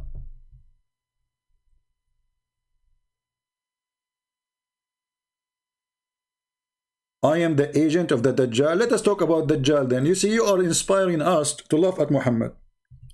Guys, you are the agent of the Dajjal. According to your prophet, there's 30 Dajjal. Which one will come? Can you count them for me? There's 30 men, they will claim to be the Messiah. Why everybody want to claim to be the Messiah? Nobody want to claim to be Muhammad.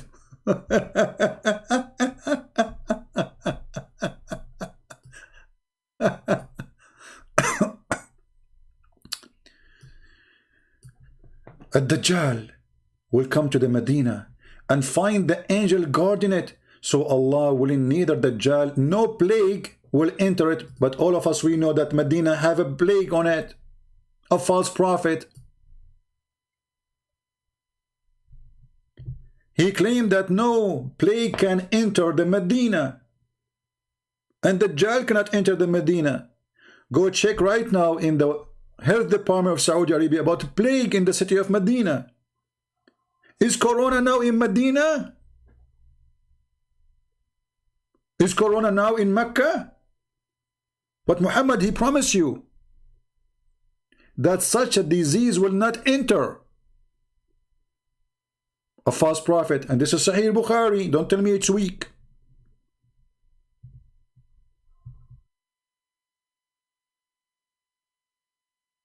My friend, you are too small even to say my name.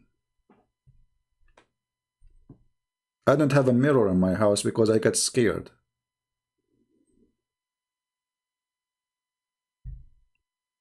I go like, I look at the mirror like, what the heck, I'm going to leave. I cannot stay, you know. You want to talk to me? We know that Zionist paying you. Okay, no problem. But what about Muhammad being paid by the Zionist? Let us see what if Muhammad was a Zionist made or not. Obviously, Muhammad was a Jewish agent. He was the puppy of the Jews. How we can prove that? Let us go to the Quran. If you go in the Bible, you will see the word Palestine.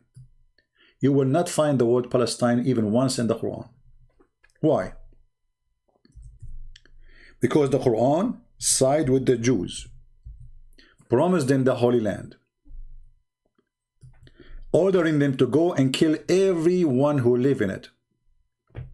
Chapter 5, verse number 21. Do you see it, servant? Your God Allah is a Zionist. And remember Moses when he said to his people, okay, what he said, Allah have a favor upon you. He favor you upon all mankind. Okay. He made you kings. Okay. He made the prophet from you. Okay. And now what? O my people, enter the Holy Land which Allah has assigned into you. Do you see it? The Zionist God. Do you see it? Your God is a Zionist. He's the potato of the Jews. They made him say, this is the Holy Land assigned to us. Who? The Jews. It's not to Yasser Arafat.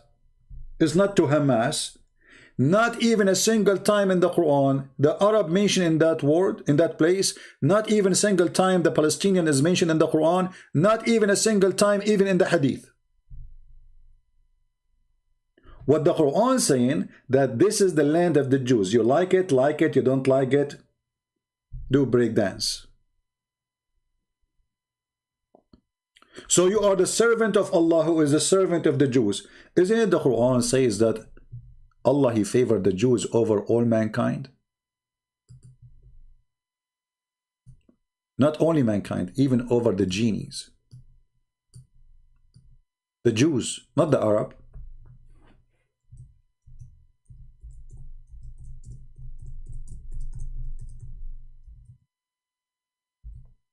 Look at this. Look at this. Your God is a Jewish made person. Chapter 2, verse number 47. O Jews, O children of Israel, remember my favor upon you, my special favor upon you. What is that? I favor you upon everybody else, all mankind. Translation here is false. And here they say for my message. What my message? He favored them. Change the translator. This is Yusuf Ali. Let us take different potato. Hilali and Khan. Miracle will happen now. Look at the translation, brother. O children of Israel, remember my favor which I bestowed upon you. I preferred you to al-alameen, mankind and genie. And between two brackets, in the time of period in the past where it says that, it's a lie. It doesn't say in the past. فَضَّلْتَكُمْ, I favored you. To make it like, okay, they lost their favor, you know, because later Muhammad, he flipped on them, right? So But it doesn't say that in the Quran. That's why they put it for you between two brackets. Do you see it? The Quran all over says Allah, He favored the Jews. Question, why? He's a fool. Don't he knew that Jews are supposedly, according to Islam, isn't it the Jews, according to the Quran, that are the most enemy to Allah? So how come Allah favored them? He was a fool?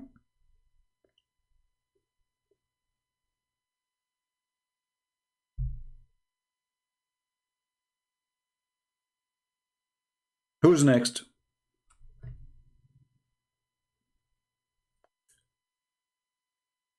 This is chapter 2, verse number 47. Those things exist in many places in the Quran, not only in one place, you know. This is not only one place deal. The Quran many times, it says it clearly, like chapter 2, verse 122, as an example. Chapter 45, verse number 16. And actually in this one, it says it clearly that the prophethood is coming from the Jews, not from the Arab. Look at this. We did aforetime grant, what aforetime? Let us change the translation. I mean, that's a stupid translator. Aforetime. This is Hilali and Khan, Muhammad. Indeed, we gave the children of Israel scriptures and the understanding of the scriptures and its law and the prophethood. He gave them what? The prophethood. So prophet have to be from the Jews, from the children of Israel specifically. Do you see it?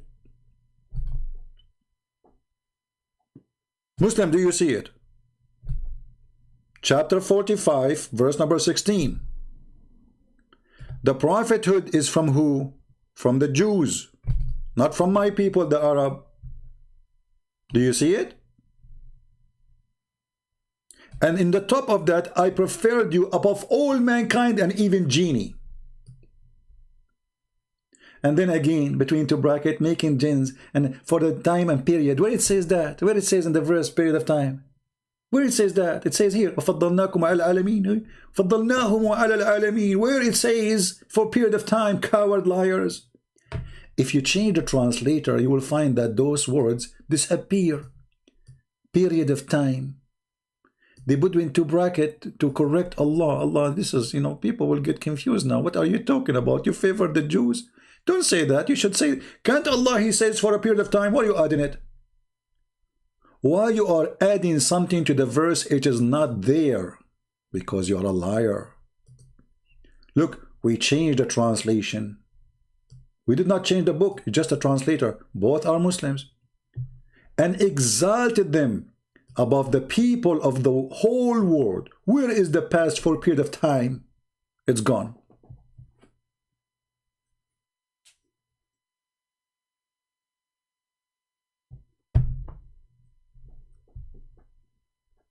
Do you see it? Watch my back? I know it. You like to come to men from their back, don't you? You are one of those who like boom boom with men. Get lost. Watch my back, you coward, son of Muta. I'm waiting for you. If you are a man, come to me. Watch your back. I'm really scared. This is why I have many books and I have tens of thousands of videos, because I'm scared, because I have to watch my back. Backstabber people. Coward. I see a cat in my backyard. This is the cat of Abu Huraira. The cat of Abu Huraira is here. All right. So as you see, they cannot refute us, they cannot answer us, they make death a threat, and we laugh. I'm a believer, my friend. People here, how many times you heard me saying, I pray to the Lord, He will not make me live long. Did you hear me saying that before? I don't care for life. I care to be a person as God He wanted me to be. I care to serve Even though I am the sinner, humbly I say I'm a sinner, but I do my best. So we don't fight to live long. We fight to live forever with the Lord. So my life it's ended today, ended tomorrow. Who care? Who care? You will die anyway. And time goes so fast. If you think you will live 100 years, 100 years will go like a second. You will die anyway. Jesus said, let the dead bury the dead. All of us, we are dead already. So if you think you can scare me by making me dead, you are a fool. You don't scare the dead, saying to him, I will make you die. It doesn't work for me. And trust me, if I'm a person who can be intimidated, I will not be here from a long time ago. And actually, I am the kind who, if you try to threaten me, I go more aggressive. I do the opposite. The Christians, the first Christians, the early Christians, amazing Christians, they used to feed them to beasts, to lions, tigers, laugh at them, and say to them, just deny Jesus, I will let you go. Look, you don't have to do this. I don't have to throw you to the beast to eat you. Still, this Christian, he will not accept to deny Jesus. Can you believe it? Even the stupid Quran speak about the Christians who they are burned alive to leave Jesus, and they refuse. Anyone knows the story? Even the Quran witness that we are people who fear no death. If you go to chapter 85, verse number 4. Remember how the people of Al-Ukhdud killed. What this story is about. It's about a king, his name is Abu Nawas. He came to Yemen. And he ordered to burn all the Christians if they don't leave Christianity. And none of them denied Jesus. And they started throwing people one after one in the fire, burning them alive. This is a story in the Quran. Do you see it? Chapter 85, read it from the beginning.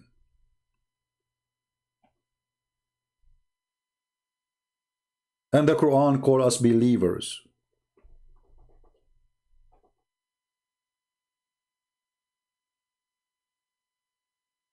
So you are fooling who? We are the people who they throw them in the fire, and we do not deny Jesus. The one who keeps saying reference, reference, please. Don't you see the screen? Are you blind? It's in the front of you.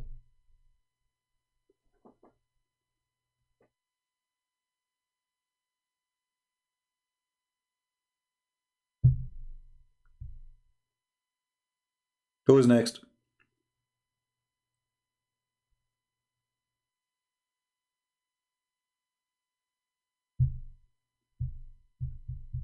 I say to you, you better watch your back, not me. For Jesus is coming any time. And then let us see who can protect your back. Your false prophet, he says that the Messiah is very soon coming down. And until now we are waiting. False prophet.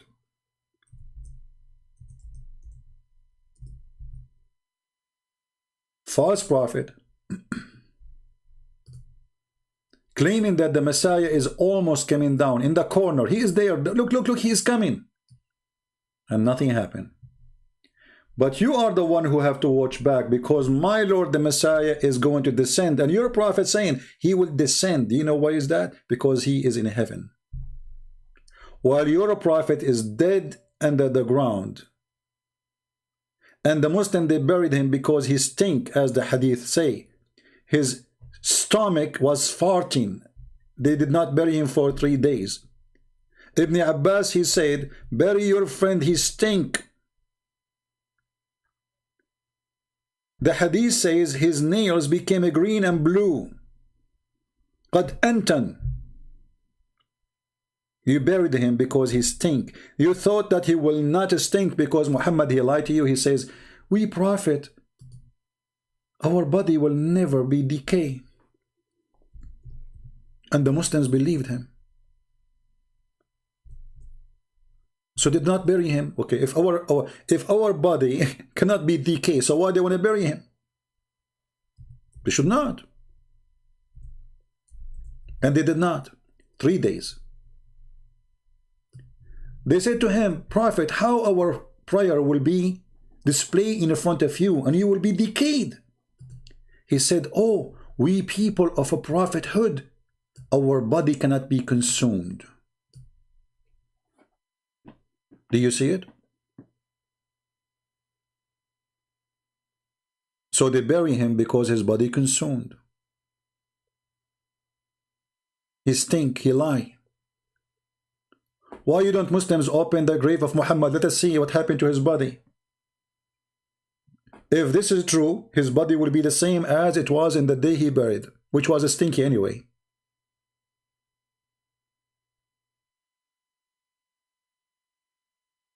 Right?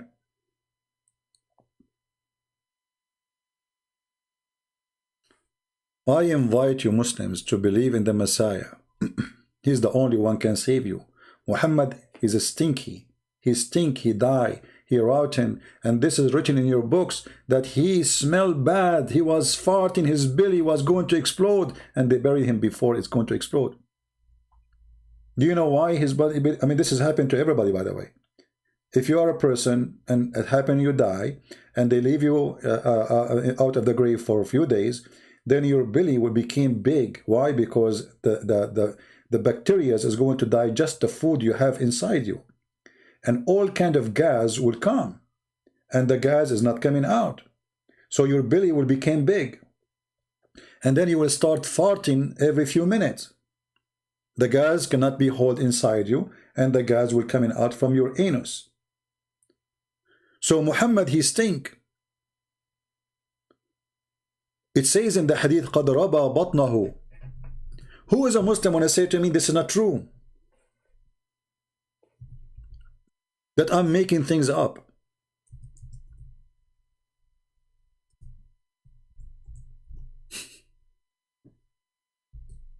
Huh?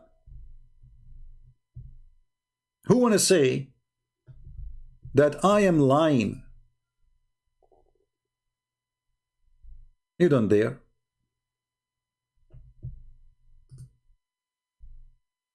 قَدْ رَبَى بَطْنَهُ وَقَالَ إِكْرَمَةً. And Ikramah, he said, blah, blah, blah, blah, blah, blah, blah, blah. At Ibn Abbas, he said, إِنَّ رَسُولَ اللَّهِ يَأْسَنُ كَمَا يَأْسَنُ الْبَشَرُ. The messenger of Allah, he stink as all human beings stink. He what? He stink? Yes, my friend, he stink. As all human beings, they stink. So you're a prophet when he says, oh, we are the prophet, our body, nobody, our body will not decay. He was lying.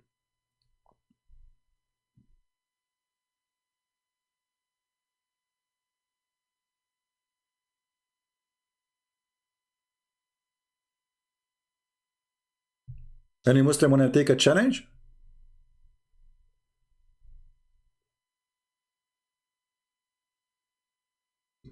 And the Muhammadan who mentioned to me the name of this Fifi and Mimi, look at them, they don't dare even to talk to me. Who is the one who's afraid?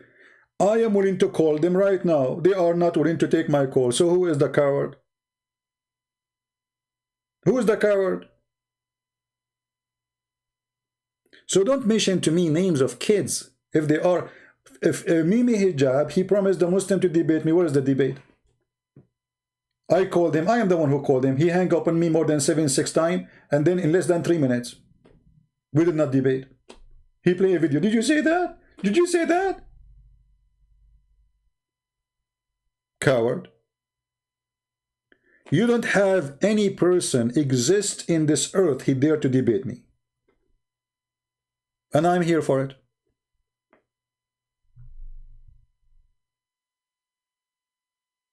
I'm here right now. Let us prepare for a debate. I'm willing to debate you face to face if you are a man. Face to face? Why you want to do what face to face? What is it? What difference is going to make face to face or bump to bump or shoulder to shoulder? People, they want the answer. Face to face, you do it only face to face, brother. Yes, brother, we do it only face to face, only with a Christian prince. We debate anyone in the internet except Christian prince. We have to do it face to face because they are looking for excuse. If you remember, there was a guy in the Philippines. He, you know, the people, they send me his video saying this guy is a challenging Christian for a debate. I said, okay, that's wonderful. So I contact him in his Facebook. I texted him. I posted. I made a video. And still he don't answer. And he posts his phone number. So somebody, he live in the Philippines, he called him. Somebody, he live in the Philippines, he called him.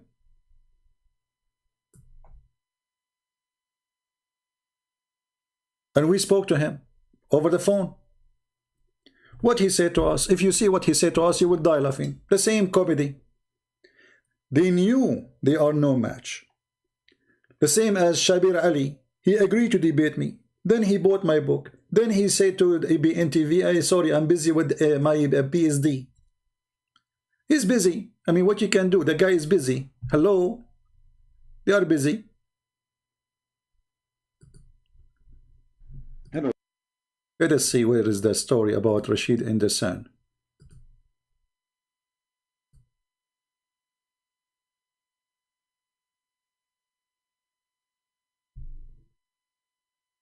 Okay. Maybe here, I don't know. Sam vs. Christian. Okay, hold on. I'm trying to find the video. This video doesn't show really. Maybe it's not in the internet no more, I don't know. Anyway, go, you found it. Show me your face. Why? Show me your face. Give me your name. Christian, Huh? you don't want You to... see, you want to be known by people. That's why you want to be. Guys, See it? I want to be known. This is why I'm going to debate him. I want to be known. This guy was acting like a lion. Who is a Christian want to debate me? Who dare to debate me? Where is the Christian to debate me? And then I said, okay, let us do it. And then what? Show me your face. Show me your face. You want to be known. Christian, Huh? you don't want to... You want to be known by people. That's why you want to be. This guy, nobody heard of him. I am the one who need to be known.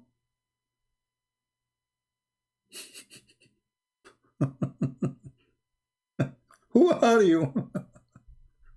Take me, and you accuse me of a lot of bad things. If you're a Christian, if you're a good Christian, you will not be like this. See, if you are a good Christian, you will not be like Christian Prince. So the Muslims, they make fun of you for being Christian. The second you became like Christian Prince, they ask you to become a Christian again. Do you see the stupidity? They make fun of you for being a Christian 24 hours, 7 days a week. A Christian believe Jesus is God. Okay. Now he's saying, you're not a Christian. If you're a Christian, you act like one. So the second you are spanking their lies, getting them busted, they say to you, you are no Christian. But I thought it's not good to be Christian anyway. Why you want me to go and become a Christian? You accuse me a lot of things. Well, you keep saying to me, you keep saying in the video, give us donation, give a donation, give a donation, give a donation, donation. So if this is not about donation, so it's about what then? Here we go in the debate, the debate. Fooling those Muslims, making yourself a scholar, and you are a potato. Why? I'm not doing this for money, my friend. How come you accuse me of everything? Nobody accusing you nothing. You want to Yeah, debate? no, you accuse me. I read. Someone send me your.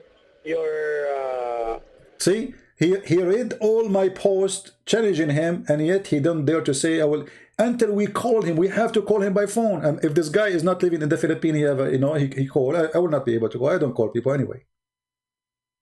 Message. Why didn't you accuse answer? me a lot of things. Why didn't you answer? How can I, brother? How can I? So Look. I had debated an American here. He debated an American. Okay.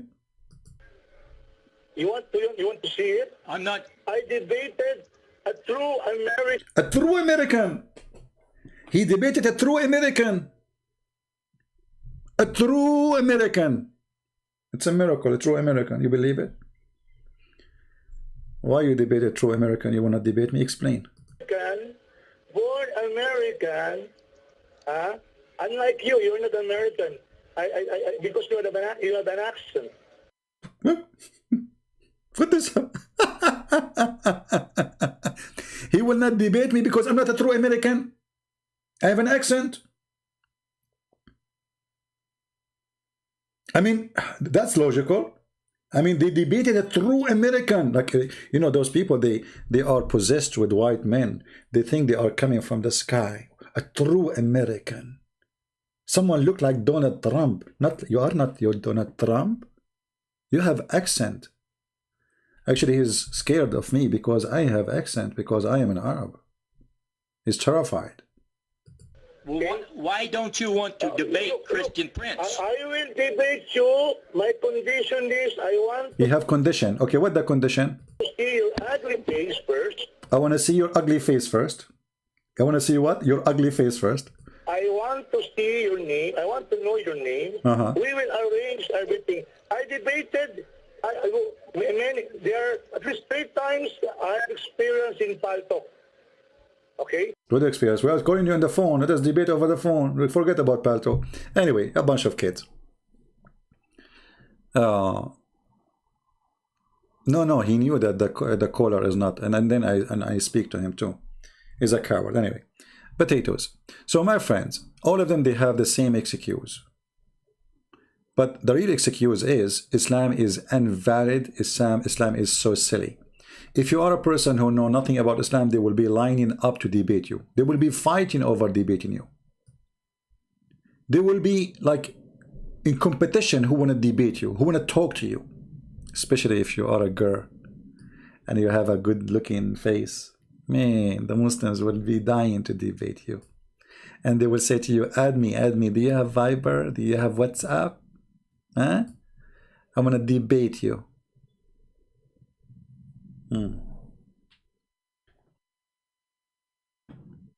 That is Islam.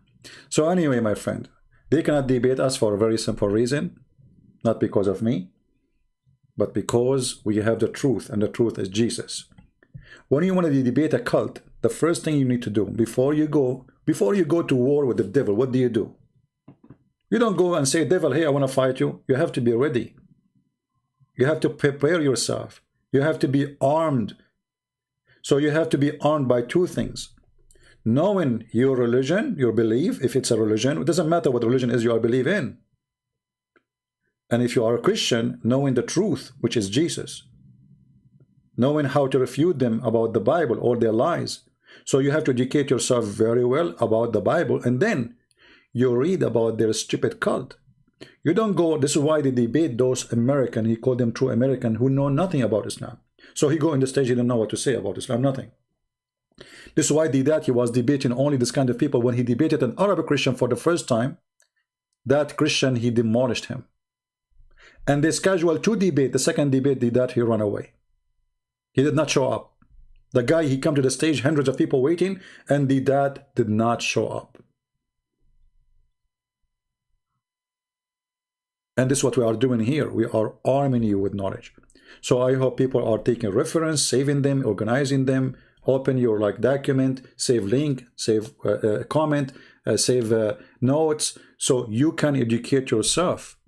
and then you can teach in your church. And let me tell you something. I used to go and do seminars in churches, but now we have Corona, and actually it's not worth it for me. I open my chat. I have 1,018 people listening right now. Seminar take a lot of time to organize, traveling, cost, hotel, money. I mean, let us save the money for somebody needed. I am willing to do a seminar to you online, to any church you want.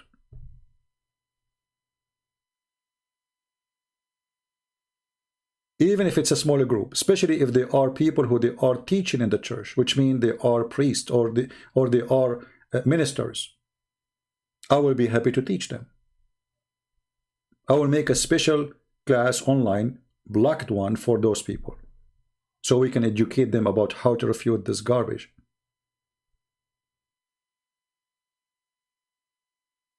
I'm willing whatever I can do to do. Do your part. They are trying to target your children, trying to fool them. They have millions of videos. They spend a lot of money. You see, we don't have people who support us, like organizations support us, etc. They have organizations. They have government supporting them. In our case, everyone is against us. YouTube against us, Twitter against us, Facebook against us. Everybody is against us.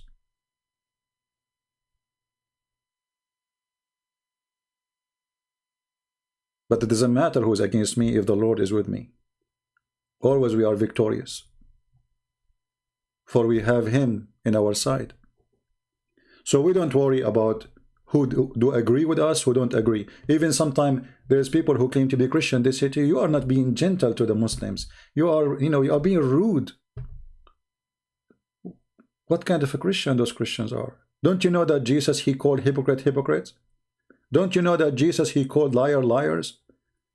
Don't you know that Jesus, He called them evildoers? Who told you that Jesus was not rude with them? The second you say the truth, you are rude. Isn't it Jesus who went inside the temple and He flipped the table on them? So those fake Christians, they only want to read a statement in the Bible. The Bible says love your enemy, but He will not tell you that the Bible says if you love somebody, you scream in his face when he's wrong. You don't agree with him, otherwise you are a hypocrite. In the world today, they call hypocrite people open-minded, which is a fake statement, because none of those who claim to be open-minded is open-minded. What if somebody want to sleep with your wife? Be open-minded. What if somebody want to go to your kitchen and eat your food? Oh, be open-minded. What if somebody want to take your bank account, empty all your money from the bank? Be open-minded, accept anything. Right? Accept anything. Lost found. Are you a Muslim, my friend? You said to me, come online in Paltalk. Are you a Muslim? Are you a Muslim? Do we have any Muslim want to debate me?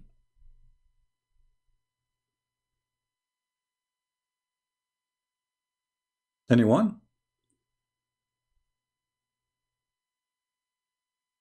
So, you know, in the world of propaganda today, you will find a lot of people, they say foolish things to you, like be open-minded.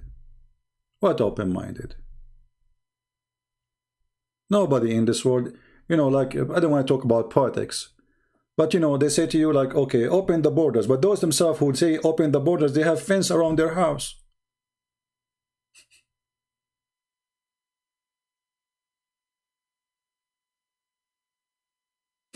You know what I mean? Hypocrite people. Those who don't want to dig for oil, they are driving the most expensive cars, like Joe Bite Me. What kind of cars he's driving? Or he don't drive, he have driver. See how much money they are saving? What kind of cars all his Secret Service they are driving? Are they the small cars with 4 cylinder or V8? So they say things and they do the opposite. And they say to you, we need to save energy. This is how the world we live in today. You know, everything is upside down. They give you a speech about supporting the poor, but none of them is a poor. All of them, Republican, Democrat, doesn't matter. You know, Trump, he speak about defending the poor. He want to give them $600. What's $600, you idiot? How much money your daughter she spent over the tips in the table?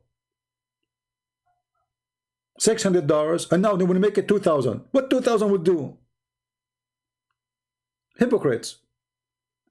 And they are fighting over who wanna give more, supposedly.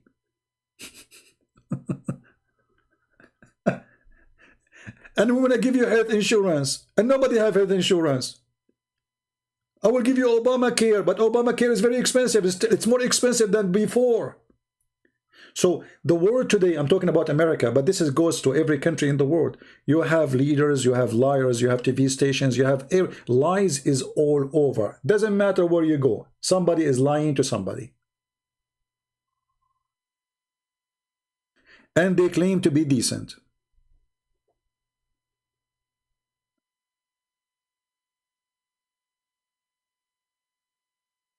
Somebody saying, welcome to capitalism. This is not capitalism. This is deception. You see, capitalism is there is a person, he's rich, and there is somebody is a poor. I understand. Somebody is a businessman making out of money. Somebody is working for the businessman. I understand. And I am not a supporter of communists too, because communist is evil too. But you don't lie about the truth. You don't provide us with false dreams and false promises. This is what Islam does. Islam is a form of capitalism. And Muhammad, he promised you to be rich in heaven. He deceived you by money. Even Muhammad, he says to you clearly that you will be more rich than 10 kings, 15 kings, 20 kings.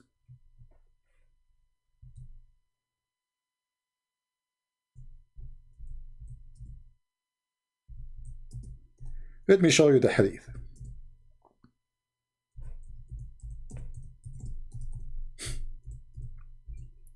All of them, they are like Muhammad. They promise you before you elect them that they will make you rich as a king. We will fix the economy for you. You will become rich. That's it. Joe Biden is coming. That's it. Corona will die tomorrow. And tomorrow never come. And we will have amazing economy tomorrow. And then you will see the gas price right away is going crazy. And you are going to lose your job. But I will make you rich. Just wait. Don't worry. Tomorrow. A person who came to Allah. And this is the last one who enter heaven. Read carefully. A person asked, who amongst the inhabitants of the paradise is the lowest to rank? Who is the one is the lowest?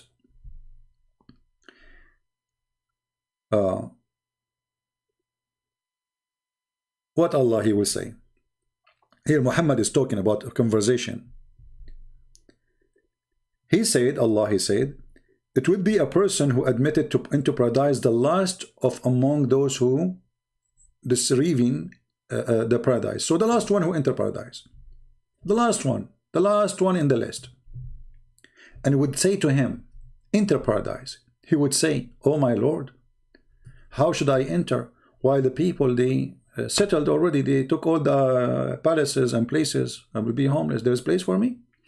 And then they take their shares, you know. Okay. It would be said to him, would you please, if there will be like the kingdom of king amongst the kings of the world? He would say, I'm pleased, oh my Lord, oh Allah. And then the promises continue. He would say, I'm pleased. I'm pleased. Okay. So Allah, he says to him, for you is that. And like that, and like that, and like that, which means he's multiplying now. So you will be richer than a king's, more than 5 and 6 and 6, 7 and 8 times. And then the guy, he will say, enough, enough, Allah, that's enough. This is how the devil can deceive you. And this is how they make you vote for them. It's always the same strategy. Give you false promises and make you believe that we are serving you, we are working for you. Nobody working in government because he loves to serve you. They are working for their glory. Doesn't matter who, Democrat or Republican, or any government in the world. But all of them, they want to share an idea with you. We are Muhammad. If you serve me right now, if you became my slave, when you die, I will reward you. And in the world today, they want you to die for them, to vote for them, and you will stay as a fool voting for them again and again and again. They lied to you before, still you believe them, for you are a fool.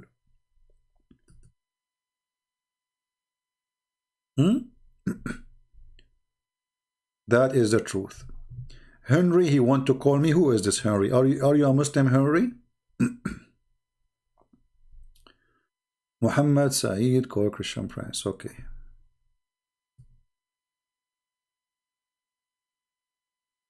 I wanted to challenge you. Okay, are you a Muslim, Henry? Why you call yourself Henry if you are not a Muslim? Are you a Muslim? I mean, if you are a Muslim, you don't call yourself Henry. All right, I will open my pal talk for Henry. Just for you, Henry. I will not accept anyone else.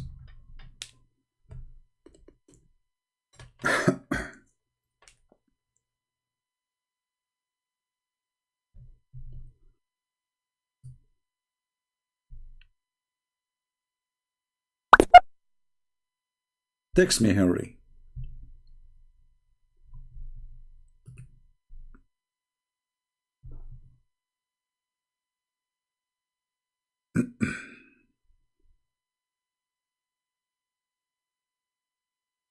Okay.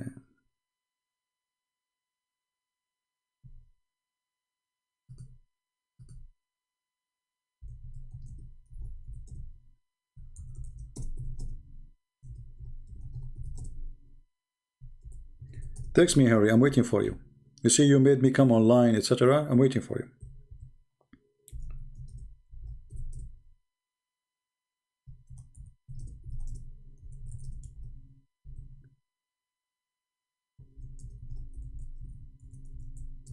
So all this time you are saying, I want to talk to you, I want to talk to you, and you did not text me?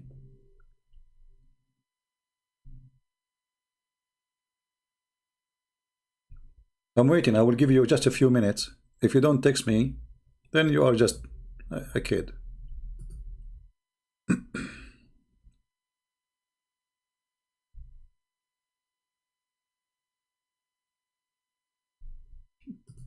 I'm waiting.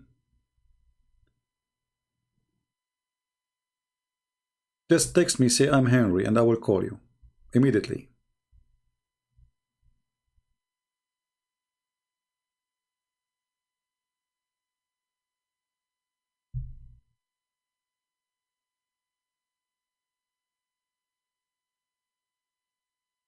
Are you there?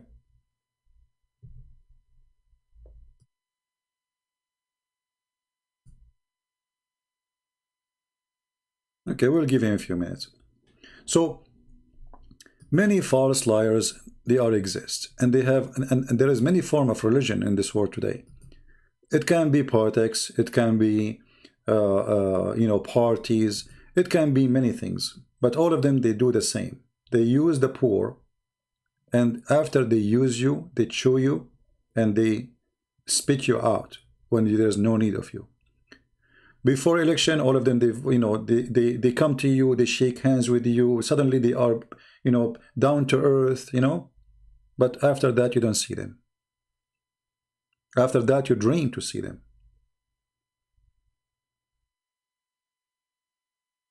Do we have any Muslim? My pal talk is open. Anyone? He's a Christian, so why he wanna call me and debate me?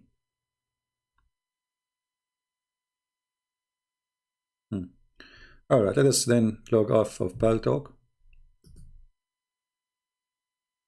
No problem.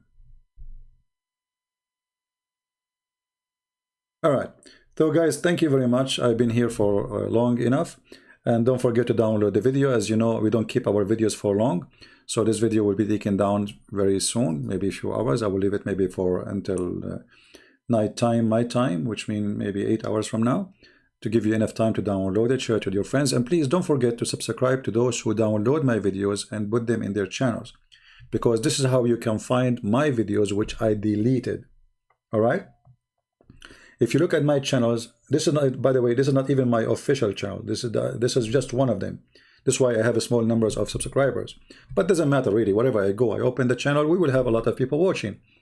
But subscribe to those who download the videos, those who even add subtitle in your language if you speak like Indonesian, etc. There's many of those who do that. Actually, there's one person, I forgot the name of his channel. He always he is the first to add subtitle, you know, support this guy, you know. And I don't mind even if those people who download the videos, if you give them even help, support, even donation, you know, I mean, help, whoever you can help if they need help. So those videos is not made for me, is made for you, for your children, for your wife, for your family. So nobody can deceive you and nobody can lie to you. We are the people of Christ. And Christ is our master. The Bible says, how many masters we have? We have one master. His name is Jesus the Christ. No other master, no president, no government, no Muhammad, no Islam, no atheism, no communism. We have one master. His name is Christ. And why he's our master? Is that because he's scary? Is that because he is a criminal? Is that because he's a killer? But no, because he loved us. For God, he loved the world. He sent his only begotten son.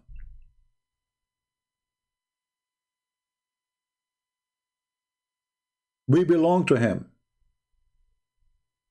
and he belonged to us. I know my sheep, and my sheep, they knew me. So by him, we are victorious, not by false promises of false prophets, who promise us virgins in heaven. So we will go from earth to other earth. And now in other earth, we are just more sex addicted, horny, like sick, non-stop having sex. What kind of heaven this heaven is? This is silly, this is stupid. God, he created sex for a reason. Because if there's no sex joy, no man will have sex with women and no women will have sex with man. They will become like a hard job to do and nobody will have children. So even that was for a reason. In Islam, the reason is only sex. In Islam, Allah will create for you women who they have no jealousy. Why? Because they became a machine. She have no emotion, no jealousy. Allah will kill the jealousy in women. Even the women who go to heaven, they will have no jealousy. What Allah he want? He want only the pleasure of the man. So the man, he don't want to have headache, women fighting over him. He want women just taking off their clothes. Group sex.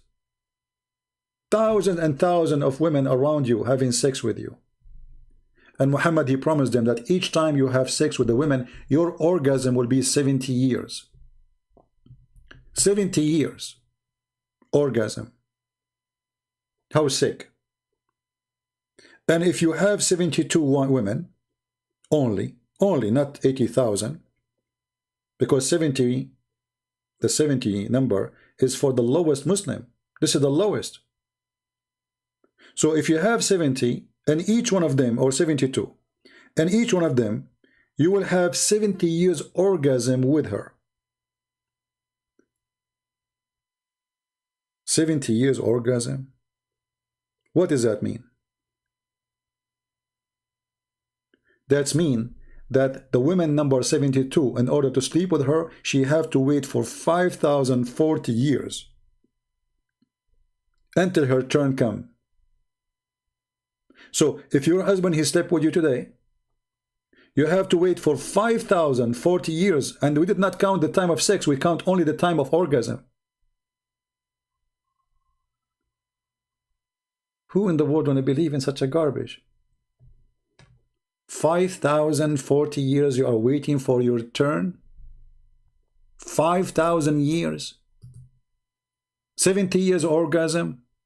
If the orgasm is 70 years, the sex for how long? With each woman? So, my friend, Islam is a sexual cult. Everything on it is based on sex and food, the belly and down. the belly and down, seduce you by being a king, seduce you by being rich, gold and silver. Even in the heaven there's a market, there's no buying nor selling in this market except images of men and women. And when you like an image, you enter it and have sex with it.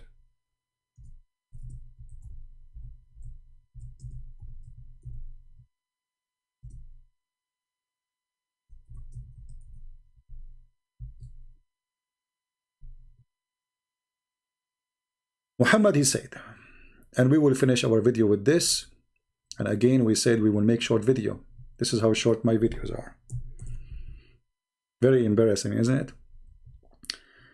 The Prophet, he said,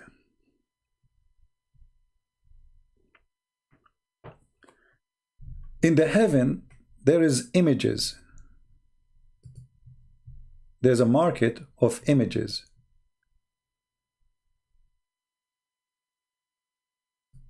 I mean, like a gallery, you know, gallery, art. Allah is artist, hippie.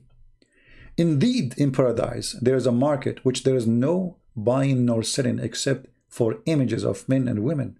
So whenever a man desired an image, he entered it.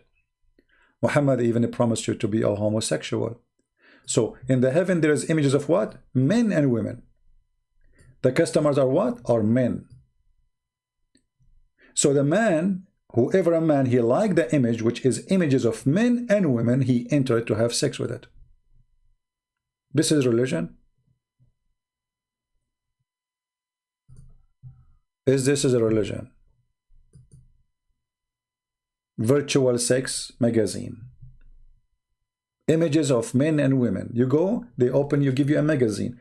You flip the pages. Oh, this guy, oh, he looks so good. So you jump with the guy and you have sex with him. This is God. Somebody saying that the hadith is da'if. Oh, well, okay. This is Sahih at-Tirmidhi. How the Tirmidhi is Sahih and it's da'if. If you search right now, what are the books of authentic? Is at-Tirmidhi one of them? Let us see.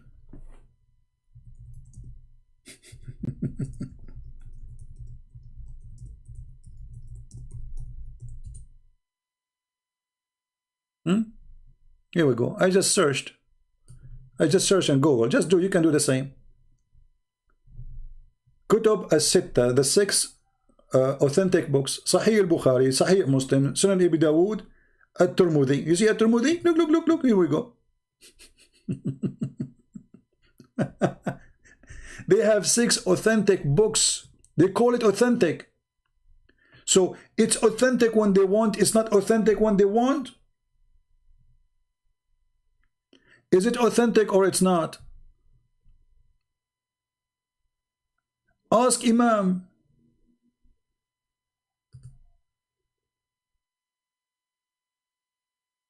Ask the Imam, brother. Here we go. They have it for you in the shelf.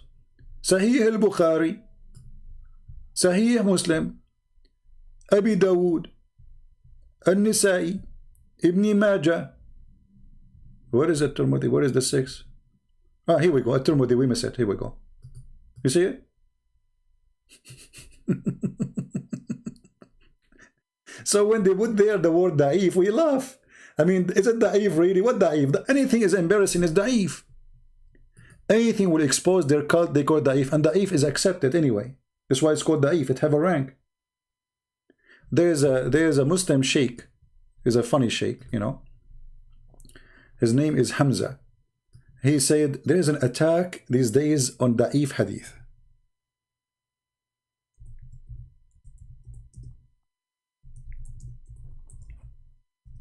And he says da'if hadith did not flunk. It passed. It passed.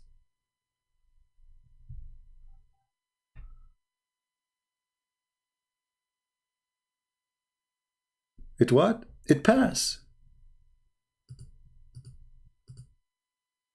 The ulama dealt with it by saying that for fada'il al-a'mal, Let us see, hold those on. actions that are virtuous, you could use a weak hadith if it was a virtuous action and it didn't relate to a hukm.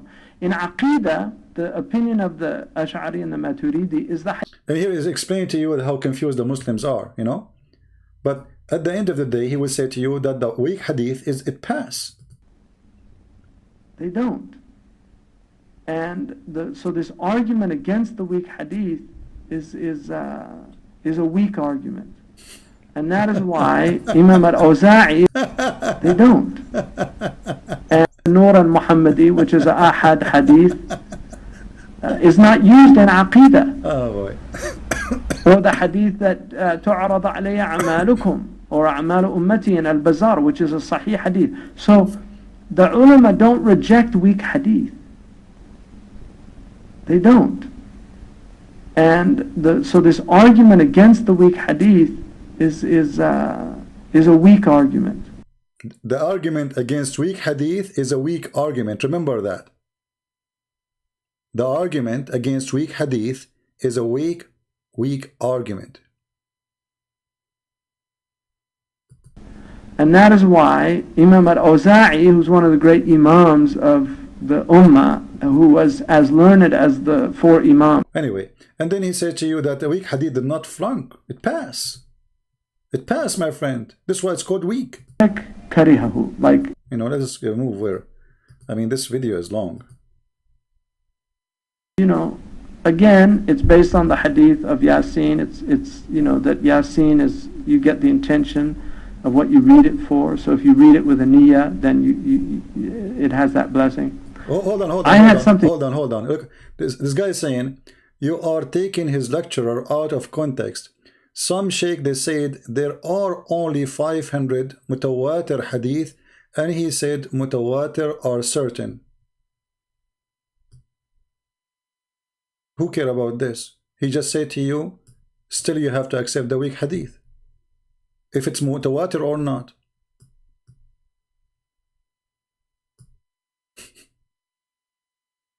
He said any hadith, it is not connected to aqidah, which mean an ahkam, which mean capital punishment or like go in the core of the belief.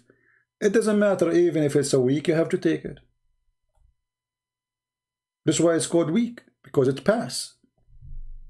It passed. It did not flunk. And he's just like, you know, he's really in a nice state. But, you know, something got stolen. I was on a train, and...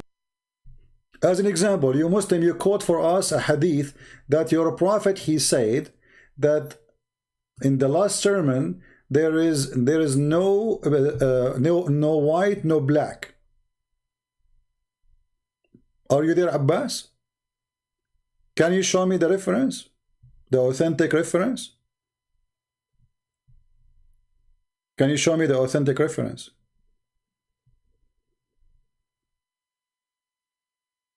You think that Sheikh Hamza is better than Imam Muslim? First of all, you don't have the book of Imam Muslim. This is how stupid you are. You said in the beginning of the book of Imam Muslim. Where is the book of Imam Muslim? Look at those jokers. Where is the book of Imam Muslim which says what you are saying?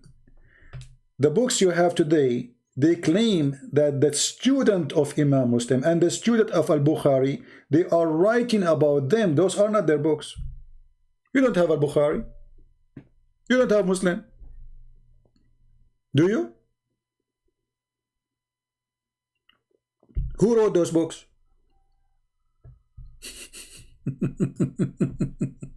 The same as your Quran. Who wrote the Quran? What a joker you are. Now listen, Abbas, I want to go with you. Let us play the game of Sahih.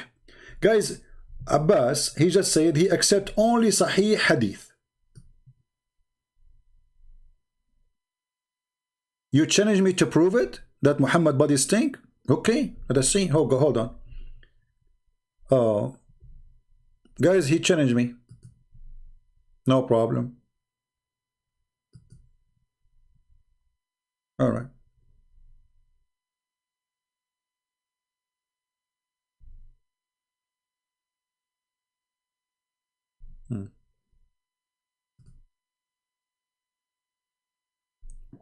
Are you ready, Abbas? Do you want to call me Abbas?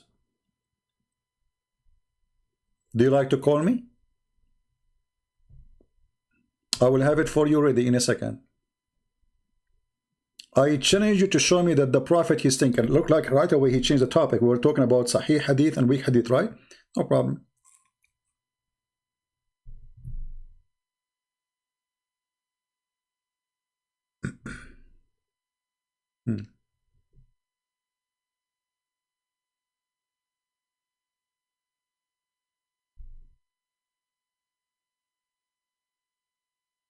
Let us see.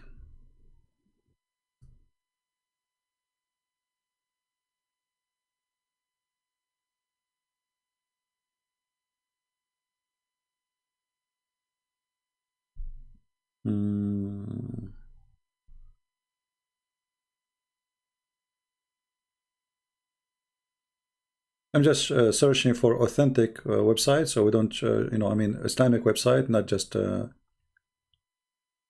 Okay, here we go.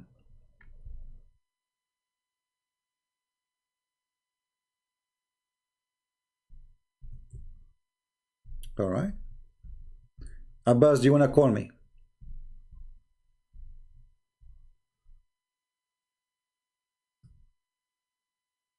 In the front of everybody. Abbas, do you dare to call me? And I will show you that your prophet, he stink.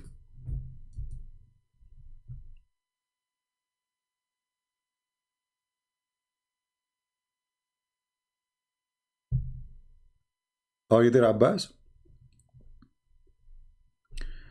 لماذا لا تتصل بزين خير الله أو على الأقل ترد على تدليسه لقد أدخل العديد من المسيحيين الإسلام.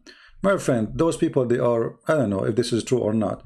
I don't believe that anyone, they listen to them, they can join Islam. However, why you don't ask him to call me? I don't know who is this guy. I never heard of him. Who is this guy? You're asking me in Arabic to call him. No, I am in Paltalk. Download Paltalk, Abbas. I will wait for you. All right.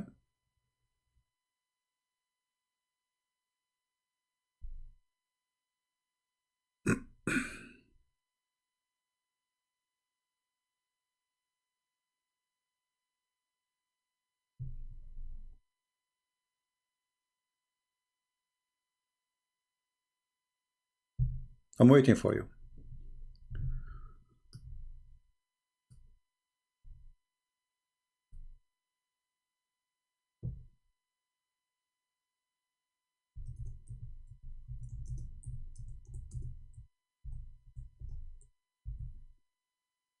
Okay. We will wait for Abbas to come, even though I was going to leave, but it's okay. You know, we are having good time.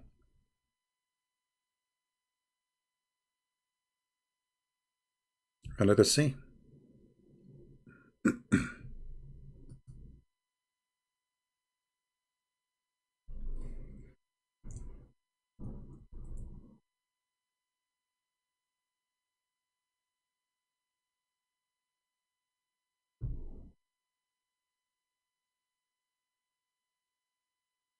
Let me know if you are. Let me log in. I'll talk to.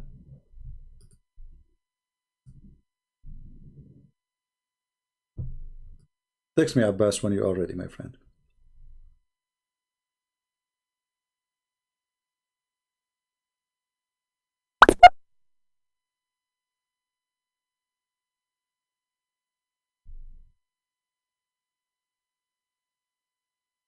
Waiting for you.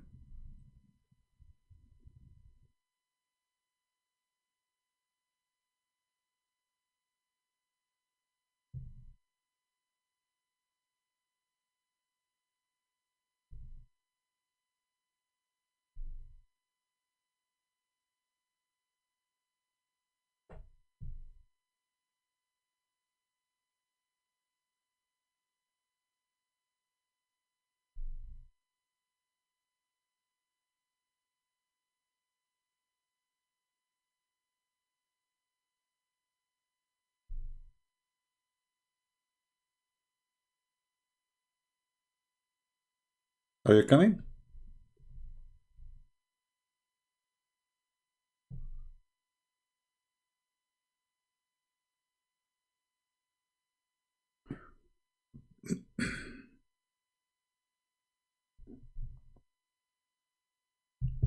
Guys, we are waiting for Abbas.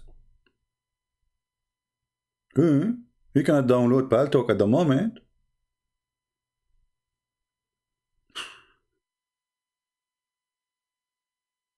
The one saying why you don't make content in Arabic. Well, there is many people making in Arabic. There is Rashid. There's, you know, you have many. You don't need me.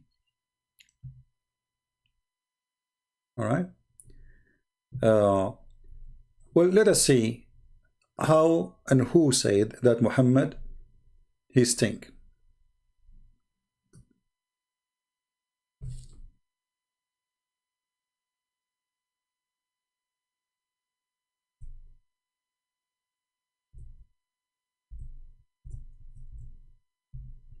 Here we go.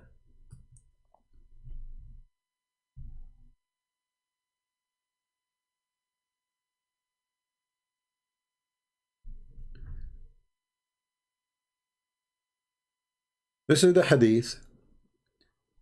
The title is the problem between the Sahaba, the companion of Muhammad, when Muhammad, he died. Did he die or not? Did he die or not? So look what happened. When Muhammad, he died, they were not sure, like, did he die? Because, you know, he said, they were expecting him to be the same as the Messiah. He will come back. Did he die or not? So Ibn Abbas, the cousin of Muhammad, or Abbas, sorry, he said to Muhammad, said to Abu Bakr and Umar, and Umar, he was screaming, saying that, oh, no way, the Prophet, he died. The Prophet did not die. Until even his mouth was coming, the saliva was coming like river from his mouth. And then Al-Abbas, he said to him, to Umar, Inna Rasulullah sallallahu alayhi wa sallam ya'san kama ya'san al-bashar. وَإِنَّهُ قَدْ مَاتْ فَادْفُنُوا صَاحِبَكُمْ. The Prophet of Allah, he died and he stink the same as all human beings, they stink. So bury your friend and don't let him die twice.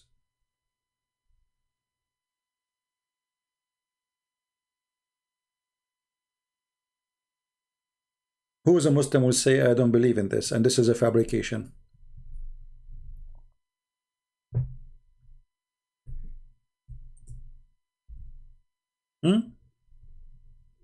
Let us go to the book.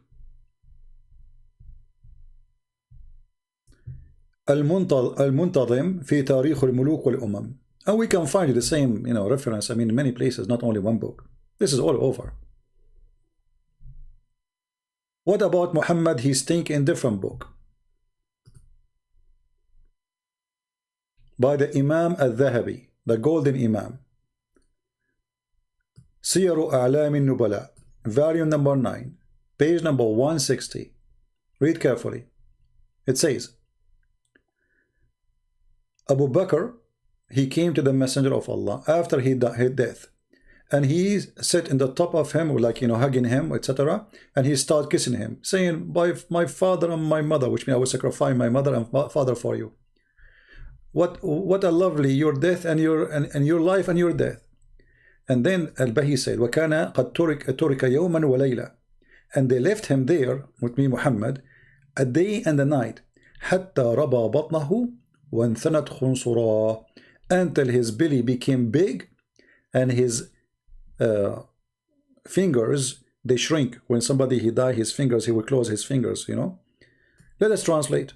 And again, this is your, and all the reference here, by the way, not only in this, it says, انظر الكامل لابن عدي 654. 2. It is a part of a Sahih hadith. All right. I mean, they are giving you tons of reference. Now, let us see here. Let us do Google translation.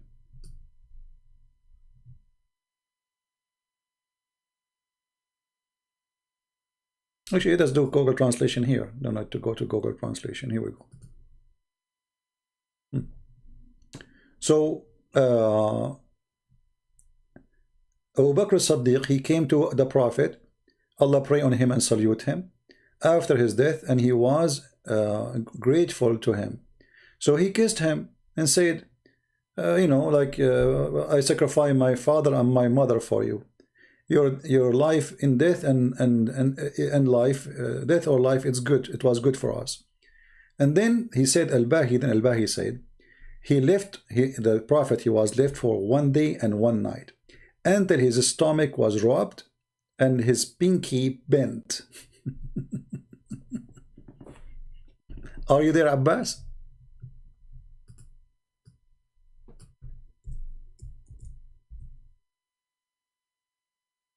Are you there? Okay. So, you know, Muslims, Muhammadan, they can say whatever they want. They can accept whatever they want. Oh, so you know what? My screen was off. Sorry. And all this time my screen is off. Unbelievable. I apologize.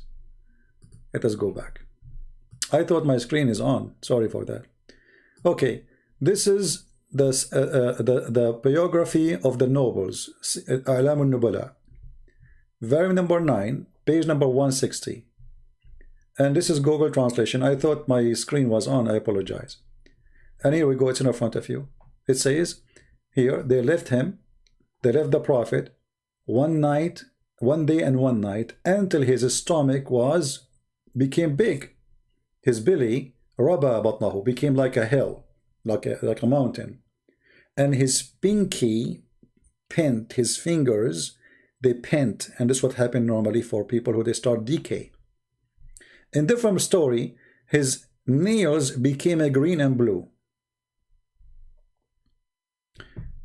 If we go here, this is the book Al-Muntazim fi Tarikh al-Muluk. From page number 37, doesn't give us the exact page number. You go here, it says that they were fighting over the messenger after his death. فقال العباس إن رسول الله, Allah pray on him and salute him, يأسن كما يأسن البشر. He stink like all people stink. So if he die, bury him and don't make him die twice, which means don't humiliate him in his death. Do you see it? Should we use Google translation? You can find it where it says and from the incident happened the fight or the argument between the companion of Muhammad about his death. Did he die or not? I mean, the guy, he died, and still don't want to believe that he's dead. And then Al-Abbas, he said to them, come on, bury him, he stink. Don't you smell him?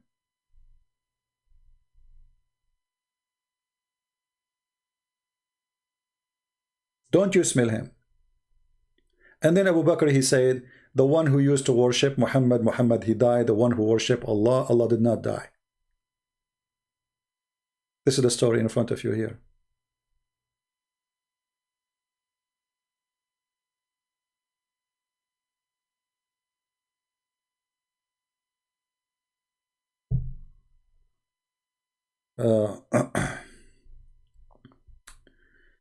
Anyway. And we can use Google translation for this one too, you know. Let us see what the translation will say. Like, yes, and translate, and let us search for, to make it fast to find.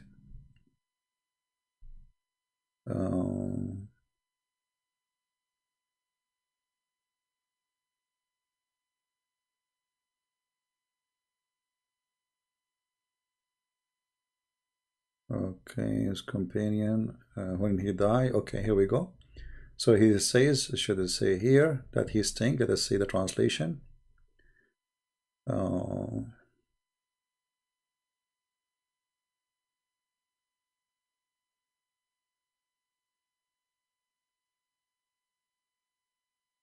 us see.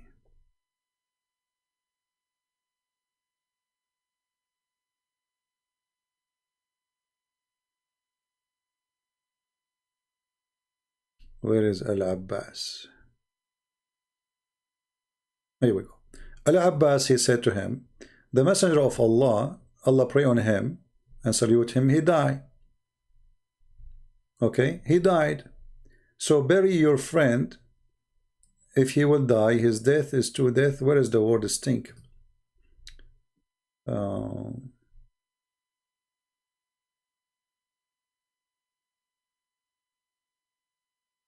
Yeah, it's not showing the word here. There's a word. It says ya'san, kama ya'san al-bashar. I think Google could not find the translation for it. He died, so bury him. Okay, where is the word? Let us see. Hold on. We can use Google translation.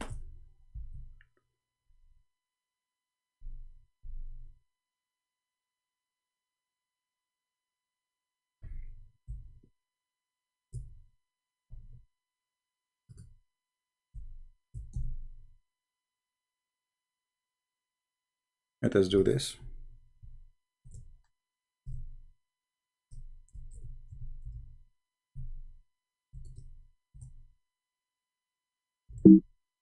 I will try to go to Google Translation, copy the text as it is. All right. So here we go. Let us go to Google Translation. Give me a second. Google Translation. Okay.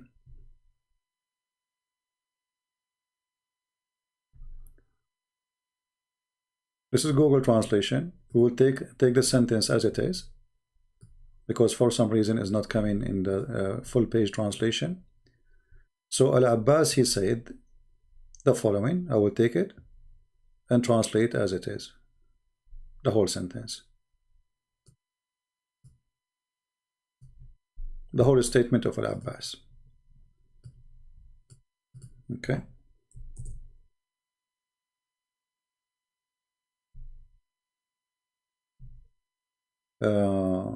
His harm away. Translation as his stink is coming as harm away. Yeah. So he's ya'san. You see the word here, ya'san. Ya'san kama ya'san al-bashar. If we take the word ya'san to the dictionary, you will see that the word ya'san is a bad smell.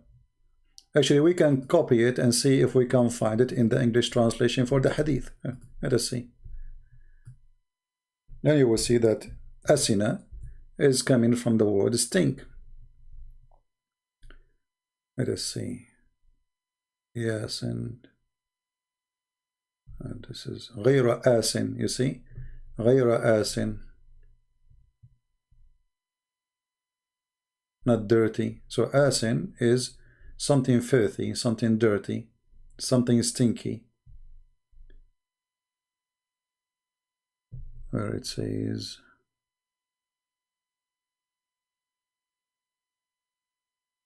yeah, let us see. Let us go to the dictionary. You know what we can do? I mean, we are speaking to people who don't speak Arabic. So we will take the word as it is. We put it in the dictionary, Islamic dictionary, here. And we look for the word. Yes, and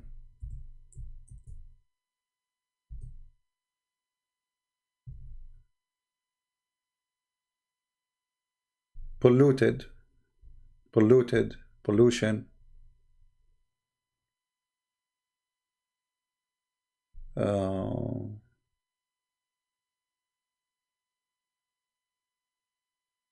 Yeah, here they are going to something. Asin, polluted, pollution. You see, this is Quran. Asin, even the Quran is coming. So he said to them, the prophet, he is polluted. He stink. So bury him. Bury him. He stink like all human. So Muhammad, he lied when he said, "Oh, we the prophet." You know, earth cannot take us.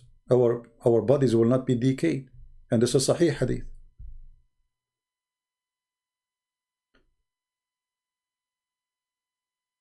Otherwise, there is no need to bury Muhammad. If Muhammad says, my body will not decay, so why you bury him? Right? Why you bury him?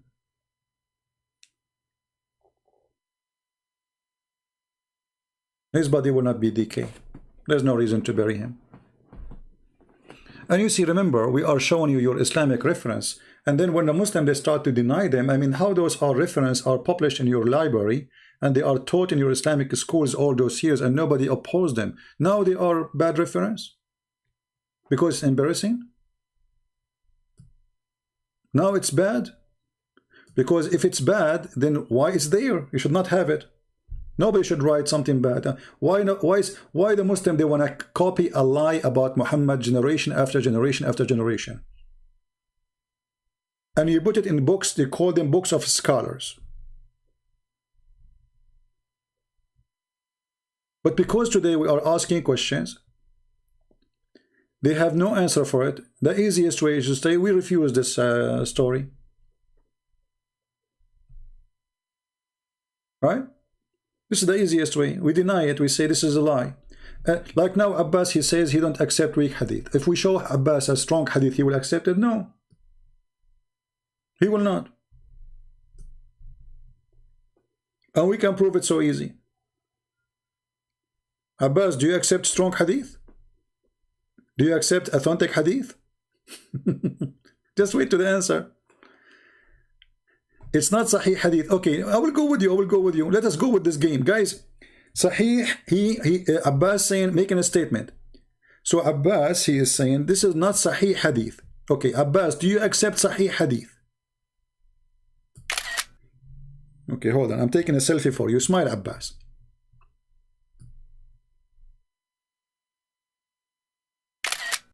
This is a fabrication story and you know it. So why you Muslim write it in your books? I mean, guys, have you ever heard of a believers? They write fabricated story about their prophet as it happened? You know this is fabricated story and you know it. How you know it? Show us. Show us how you know this is fabricated story. Do you have any hadith against this hadith? Saying that Muhammad did not stink? No. So how you know this hadith is fabricated? So because it's embarrassing for you, you say it's fabricated. But you have no proof. Now let me ask you. Do you accept Sahih hadith? People, watch his text. Abbas, do you accept Sahih hadith, authentic hadith?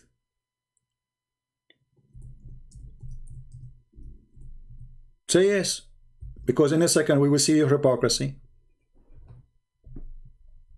Do you accept Sahih hadith?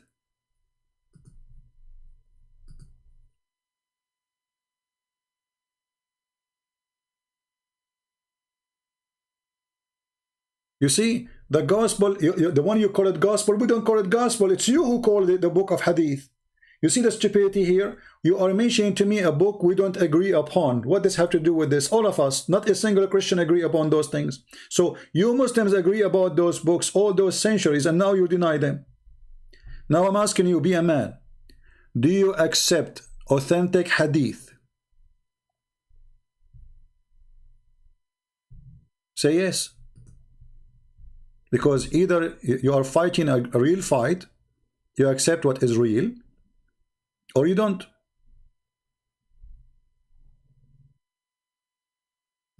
Huh? Let us see the story as an example. Let us see what Abbas will say. We will show, remember, we will show only what is authentic. We will show only what is authentic.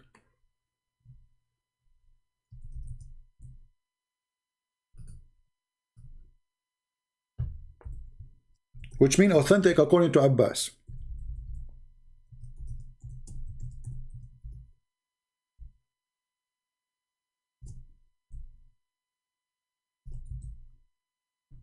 Did Abbas answer? I wasn't looking at the screen.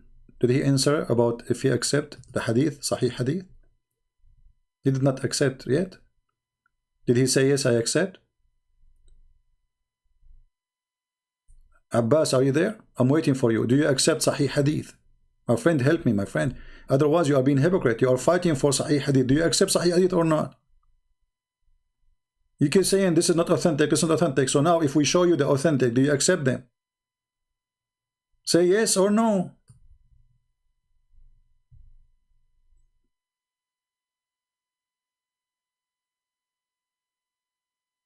Are you there? He will not answer. What happened, Abbas? Do you accept authentic hadith?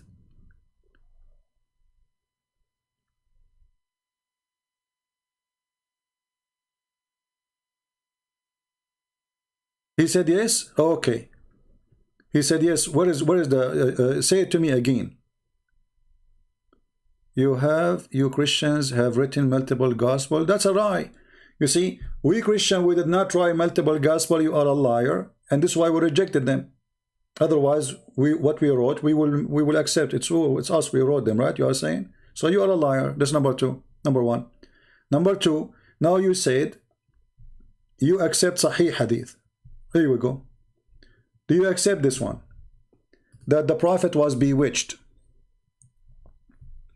Abbas, do you accept this hadith? That the Prophet was bewitched?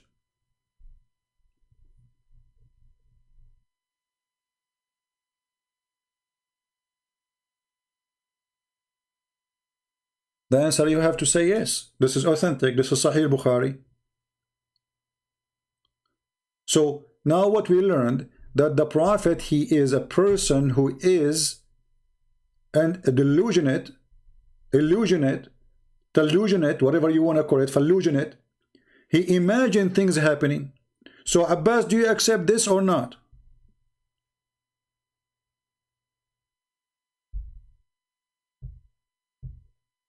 Shawak TV, if you are a Muslim, my friend, you can contact me in Paltalk. Not we don't use phone.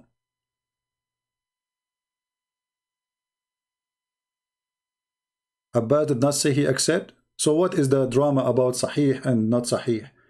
So you are saying this is not Sahih Hadith, but you don't accept the Sahih Hadith anyway. Look how coward you are. Abbas is always driving. Don't worry about it. Abbas is always driving. He drives all the time. He drives his wife crazy. He drives his kids crazy. He's like Muhammad, and he is imagining himself right now driving. He's not driving. He's imagining himself driving. So Abbas, do you agree? This is issue need to be explained in details. I don't care. Explain in details. Do you accept that your Prophet was bewitched? Yes or no? So now he need to explain to you in details. A second ago he was fighting of this is not a strong hadith, authentic hadith. Now we need to explain to us in details. So what you notice now, that there's nothing for the Muslims. They have nothing. Islam is empty, because if the Sahih Hadith is not Sahih for you, then the Quran is an empty book. There's nothing in the Quran. So what do you have? So what do you have? You have nothing. Smile, Abbas, we took selfie for you.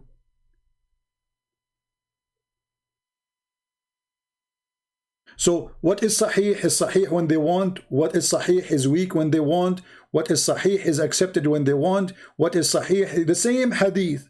Depend you are talking to who. If the Muslim sitting in the mosque and Christian prince is not there, they will say we accept this hadith, but now here we don't accept this one. Do you accept that your Prophet was a mad person? He imagined things he is doing, but he did not. Yes or no? This is authentic. Shauk TV saying Christianity is a scam. So why your stupid prophet, he promised us to go to heaven? You're a prophet. Let us see who is the scam. You're a prophet. He was imagining the Christians will go to heaven, or he was sure?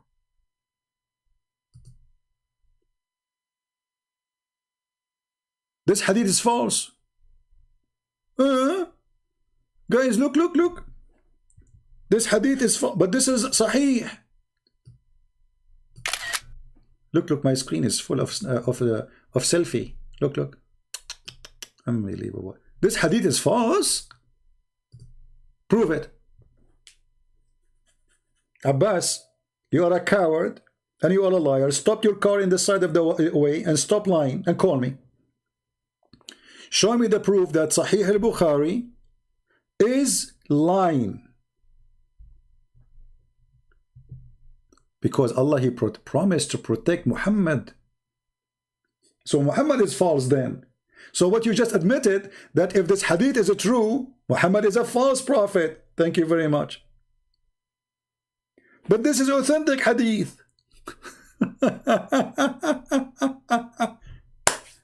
Do you see? He admitted that if this hadith is true, Muhammad is a false prophet.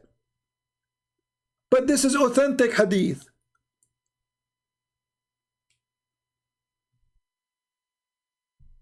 Thank you, Abbas. Muhammad is a false prophet. Finally, you have to agree.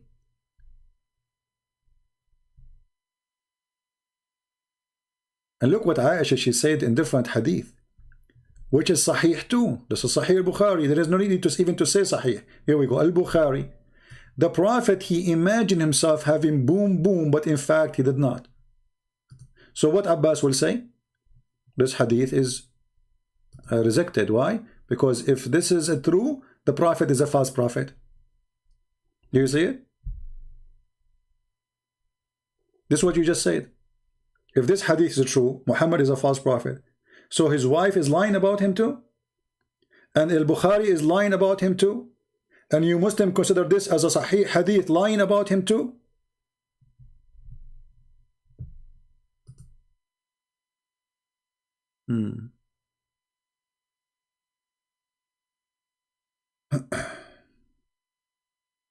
Bamsi B, why you are posting for us those verses? Well, what what is your problem, my friend? You have a problem? You are quoting for me Allah was exist thousands of years ago when there is nobody have Allah, and what's your problem with it? They are desperate trying to change the topic because Muhammad is an embarrassing person. It's an embarrassment for every Muhammadan to see the stories of Muhammad. The Muslim, they have those stories for centuries and centuries, and this is authentic hadith, and nobody complain. Nobody say it's not accepted. Nobody say it's a shame how we can accept that. But today, because we are getting busted, suddenly this story is rejected. By who? By a chatter in YouTube, not by scholars. Scholars will not dare to say so.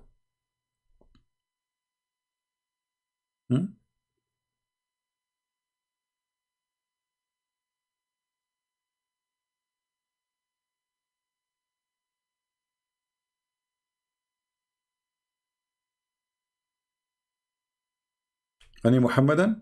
Who is next victim? Who is the next victim?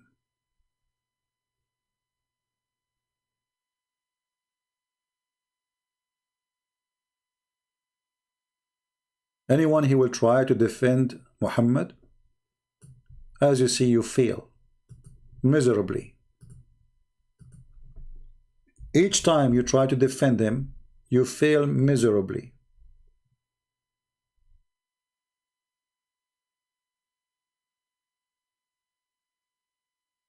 Big failure.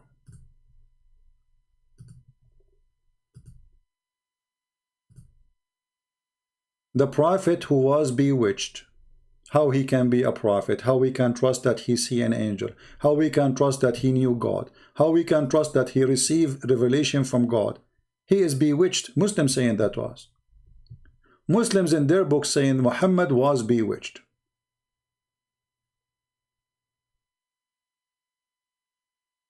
So what we can complain about after, what we can discuss about?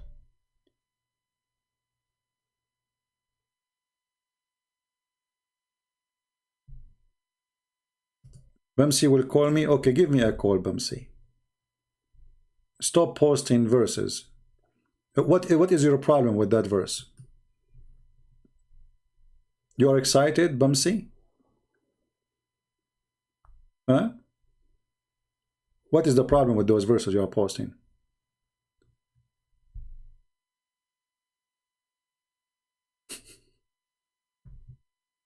Stupid people.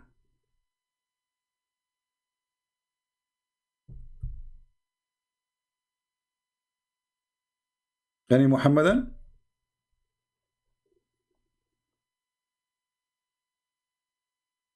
What, Bimsi? What, you are laughing? What, you are laughing about? What, my beloved child? You are laughing about what? It says there,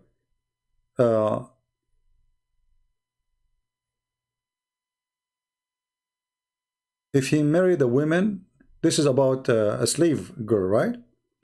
Okay, if a slave girl, if a person, he bought a slave girl and he allow people to pay her ransom to free her, because she usually, those are people who they are servant, not really the word is slave here. This is the stupid ones, like those people, they post things they don't know. If you go to verse number 1 and verse number 2, it says, if you buy a slave who is a Hebrew to serve you for 6 years, so you see how stupid you are. So slavery they are talking about is you, let us say, let's say you own somebody money, you cannot pay him, or let us say you cannot afford to live. You ask a person to buy you in return of living and supporting you for the coming years. So you make an agreement. I have to pay you $10,000. I don't have money. You say to him, okay, I will give you from my service, from my life, let us say 2 years equal to the $10,000. So the foolish you who don't understand what it says there, he think this is something funny.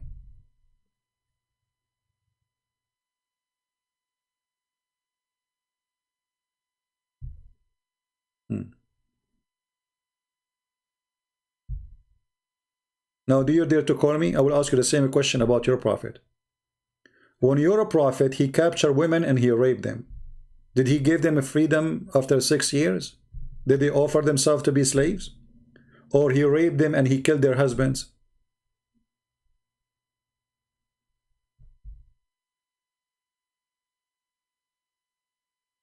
In verse number 9, look at this coward. In verse number 9 it says, if he married her from his son, he should treat her as his daughter. So why you are laughing? Because you are stupid.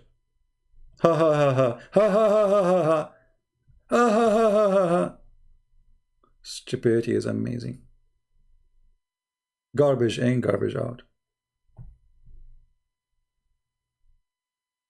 Garbage in, garbage out. Why you are posting for us verse number 10? You don't post verse number 9.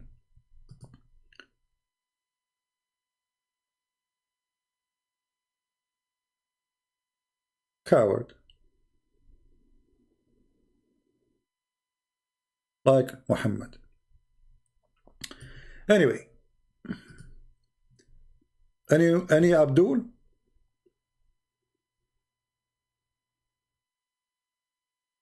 Any Abdul?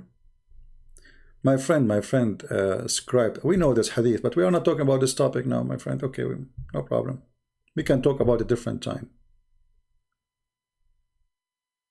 Scribal Idi, my friend, next time. Is this a Sahih hadith? Well, the Muslims, they will say to you, this is not Sahih when they want. It is Sahih when they want. But this is exist in the book of Al-Islam al-Dhahabi, volume number 1, page number 72. The hadith you are asking me about. I can find the reference in a second. But with the Muslims, what they will this says this is a correct story. But the Muslim can deny it if they want, because the only way for Muslims to survive is to deny. Here we go. Let me find it for you. Here we go. This is the story. The History of Islam for the Imam al-Dhahabi, volume number 1, page number 72. So when they enter, they are talking about building the Kaaba, talking about the description, how big it is. And then they said inside there was pictures of prophets and angels and trees and pictures of Ibrahim, and then pictures of Isa and his mother inside the Kaaba.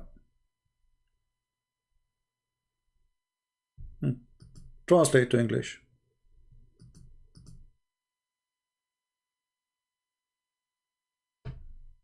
Okay. So what,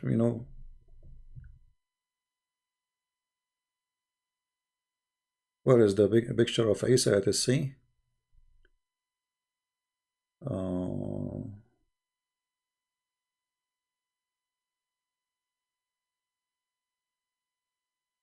I don't see in the translation. It says here, okay, and yeah, the translation is not showing really. Oh, here we go. Sorry, it says here. So when they enter the Kaaba, they have the image of Jesus and they cover it. You see it? So, what I will say, no comment. But this will not really help us in anything.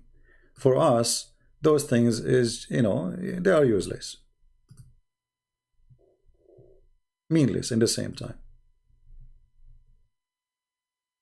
Always when you fight a cult like Islam, hit the head of the snake. Don't look for the tail. Don't look for the tail.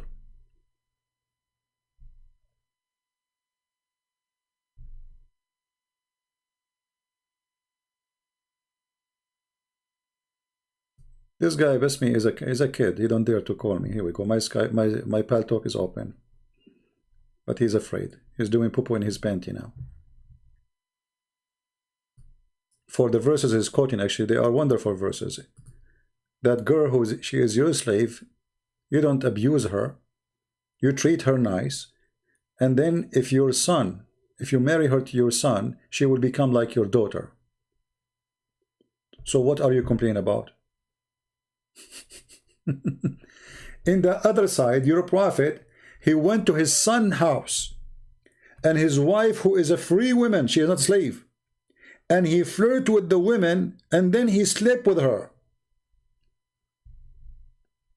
So why the Bible says if you marry a slave to your son, she will become like your daughter equally. Muhammad, what he did to his daughter-in-law, he slept with her. Are you there, Basimi? Kid?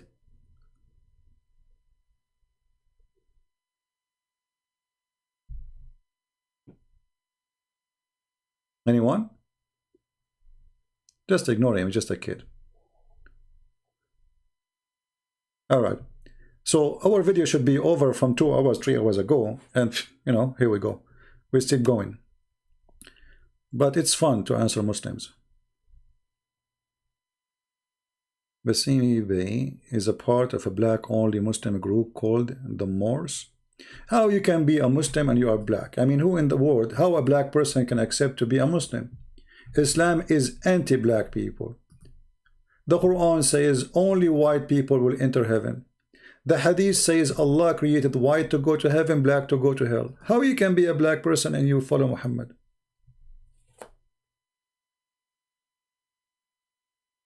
You tell me. Isn't it Muhammad, he said that Allah, when he created the black, he created them from the left shoulder of Adam, and he said let them go to hell and I don't care? And when he created the white people, he created them from the right shoulder of Adam, and he said let them go to heaven and I don't care? Is that a fabrication made by me?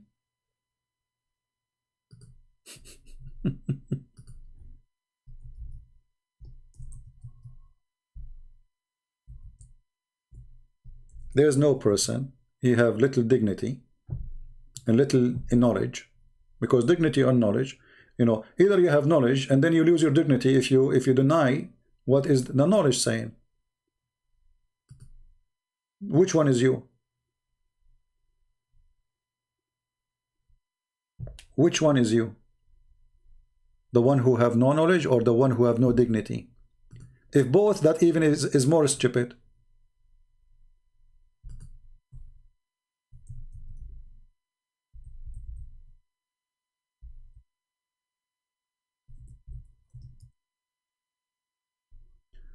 Let us find the hadith about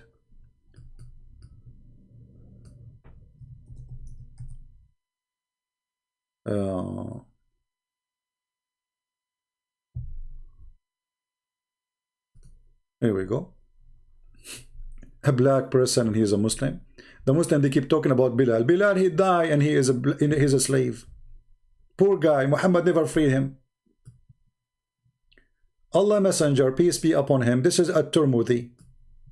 Abu Darda is talking. This is here at-Tirmidhi hadith number 38. Be my witness, and this is your Islamic website. Allah Messenger said, Allah created Adam when he had to create him, and he struck his right shoulder, and there emitted from it white offspring, as were white ants, and he struck the left shoulder, and there emitted black offspring, as if they were charcoal. And he said to those who emitted from the right shoulder, which means the white, for paradise, and I don't mind. And those who emitted from the left shoulder, they go to hell, and I don't mind. Who in the world want to believe in such a mad religion? Racist cult, white supremacist cult. Nobody have knowledge will do. So I'm assuming this person in the chat, who he claimed to be a part of a black group, Muslims, he have no idea what Muhammad is about. He's just a potato, literally a potato. They dip him in the oil as they wish, and they fry him as he wish, and he is happy for that because he's a potato. How in the world somebody is black when I believe in such a garbage?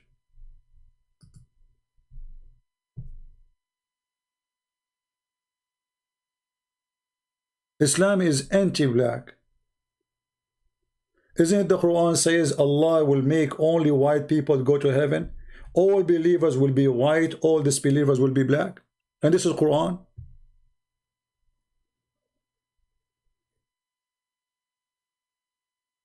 The screen in front of you, here we go. This is at-Tirmidhi, which is one of the 6 authentic books. When we say 6 authentic, doesn't mean they are 6 by numbers. There are 6 writers. Each one of them have many books. So at-Tirmidhi is one of the 6 authentic approved by the Muslim Sunni. Hadith number 38. Allah created the white people from the right shoulder of Adam, and he said to them, go to heaven, and I don't care. And he created the black people from the left shoulder of Adam, and he said to them, go to hell, and I don't care. And the reference in front of you.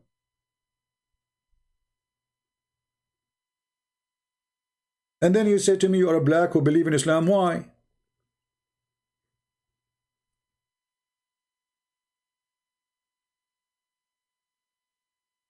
Muhammad, he bought, he sell, he created the slaves. Muhammad, he called the black people raising head. He made fun of their look. He claimed that Shaitan is a black person. The most person Allah he hate is a black man. That's what Muhammad said.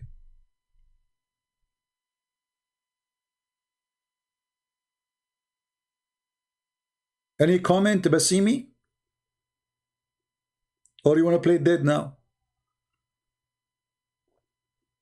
So you are going after a verse in the book of Exodus that if a man he marry a slave to his son, she will be treated like his daughter, and he should not take any from her clothing or food, etc. He had to treat her nicely, and you are laughing about that, and that is a problem, and this is not a problem for you? Hypocrite, liar. Well, it says, here we go, he struck the right shoulder, and from there emitted the offspring. And you notice here Muhammad, he chose the right shoulder for the white people. Always in religion, the word right is about people who they are right, and left is about people who they are wrong. So where is the white people coming from? From the right shoulder. All right. The word, choosing the word right and left it was not for no reason. And where is the black people coming from? From the left shoulder, according to Muhammad. Why he chose left shoulder? Because this is the bad shoulder. That's why the hadith says Allah have 2 hands, both of them they are right. You don't have left hand. And they were emitted from it black offspring, and they were charcoal. Charcoal. And what he said to the white people who they are coming from the right shoulder, he said to them, for paradise. And I don't mind. I don't care. And what he said to the black people who they are like charcoal, who they came from the left shoulder, you go to hell, and I don't mind. So how you can be a black person yet a Muslim? I will tell you, you can be a black person and a Muslim if you do not know Islam. This is the only way. They fool you. They say to you, they tell you the last sermon, let us see if the last sermon is true. Is the last sermon is true? If the last sermon is true, then what is this? And what is the Quran? The last sermon is not true. It's a fabricated hadith.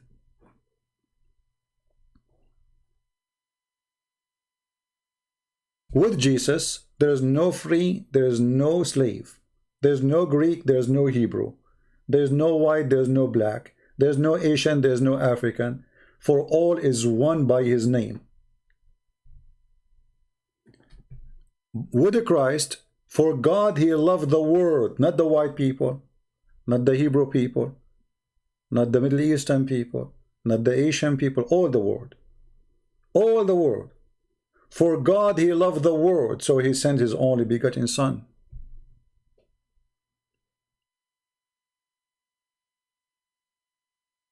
With Jesus we are a family. With Muhammad we are slaves to each other. With Muhammad we are gang. With Jesus we forgive even our enemy.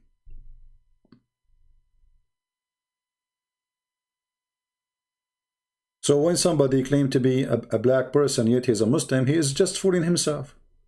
This is a white supremacist cult.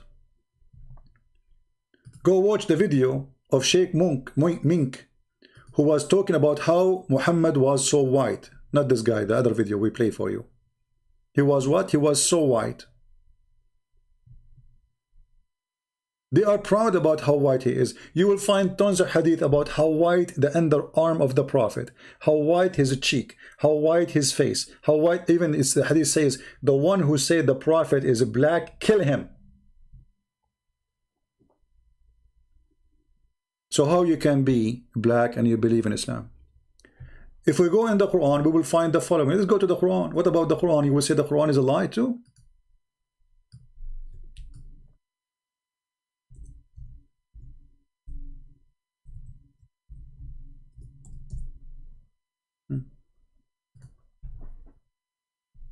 What is this?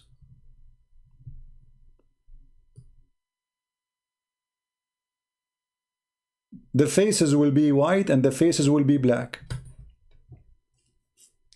Chapter 3, verse 106.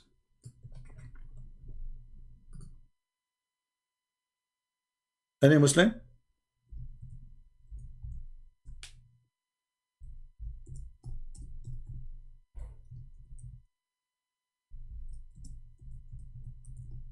Any comment?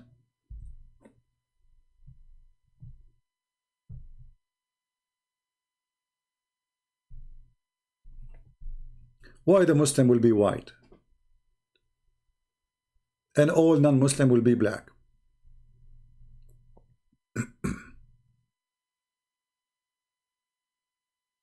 Any Muslim have an answer? And they try to make it look nicer. They say, well, light up, etc. It says we'll make it white. Change the translator. Let's just show you the hypocrisy and the fabrication.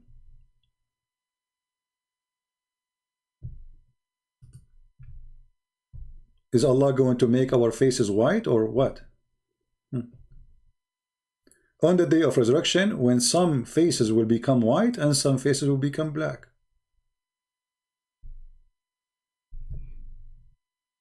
What do you think? Why it's not the opposite? Why it's not that Muslims will become black and the bad ones will become white? Why we will not be? I mean, what is that? For Islam, simply make it clear that if you are a white person, you are a good person. If you are a black person, you are not. Even Muhammad, he says, the black stone was white like milk, but the sin of mankind make it black. So the black stone is not black, it's white. But sin make it black, which means those who they are black, according to Muhammad, the racist Muhammad, they are black for a reason. What is that reason, Muhammad? Muhammad, he says, this is because they are sinners.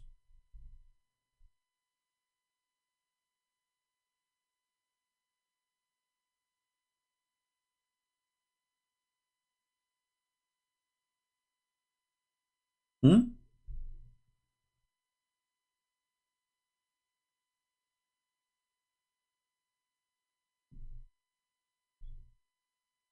And this is, can be found in many places in the Quran. Even if you read the story about the beast who will come from the ground. Look, all those stories is saying the same.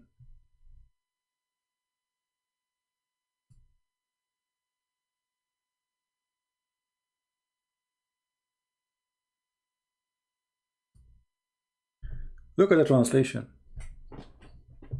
Look at this. This is your Muslim translation, not me. And the day of resurrection, you will see those who lied against Allah. Between two brackets, etc., etc. Their faces will be black.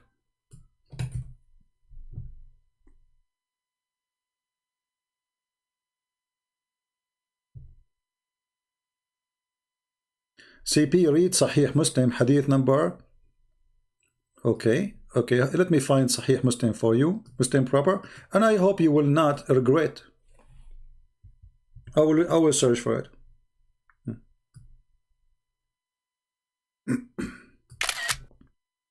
So Abbas is asking us to search for Sahih Muslim hadith.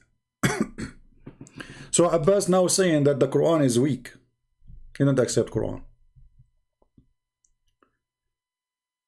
All right. Read this. This is Sahih Muslim. Are you with me, Abbas? Okay. Verily Allah will not look at your body nor your faces, but He will look at your heart. But is that an answer for what I'm showing you? The Quran says Allah will make them black. So Allah will look at your heart and make you black. Thank you, Abbas.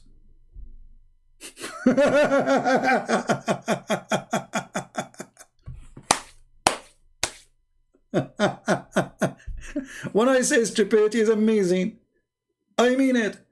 So now did you solve the problem? Still Allah will make you black if you are not a Muslim. So what, Abbas, now? What we would do? You did not solve the problem. Did you? You make it more horrible.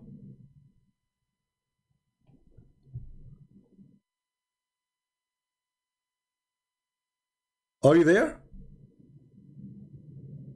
So Allah will look at my heart, and then a Christian prince's heart is not good, He will make him black. This is what you are saying now. Abbas, what do you eat, my friend? I don't know. I think you are eating the pizza you deliver, aren't you? This is why you have too much pizza in your head.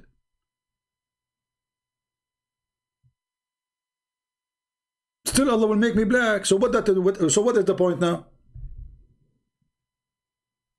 Why the bad ones who their heart is bad according to you, Abbas, will be black? Why they will not be white and the good ones will become black? I want to be black.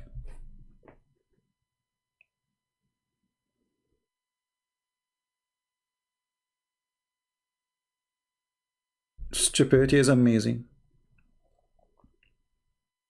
What about the story of Al-Jassasa? Shall we go there? I mean, guys, my video is short, huh? My video is very short. How many of you hate me? Be honest. When Christian Prince says today we will make the video short, and now we are live on air for how many hours? 4 hours? Hey guys, today we are going to keep the video short, okay? Okay, Christian Prince. Okay, we believe you. It's like my promise about my video to be short. It's like the promise of Allah. Never happened. Would you promise us the video will be short when you start? You said, guys, I will make it short. And you said you are leaving 2 hours ago, 3 hours ago. Allah promises is so close to Christian Prince promises when it's come to his short video.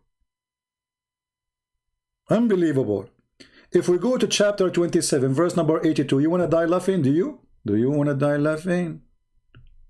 Do you? Let us go there. Let us close some browsers. Too many of them. All right. Let us see what the Quran says in chapter 27, the chapter of the ants. Even the ants have chapters in the Quran. Unbelievable. So we go to chapter 27, verse number 82. This is about the beast. It's called a Jassasa. One of the fiction stories Muhammad he come with. If you remember, there's a woman. Her name is a Jassasa, and she was in an island, Hawaii.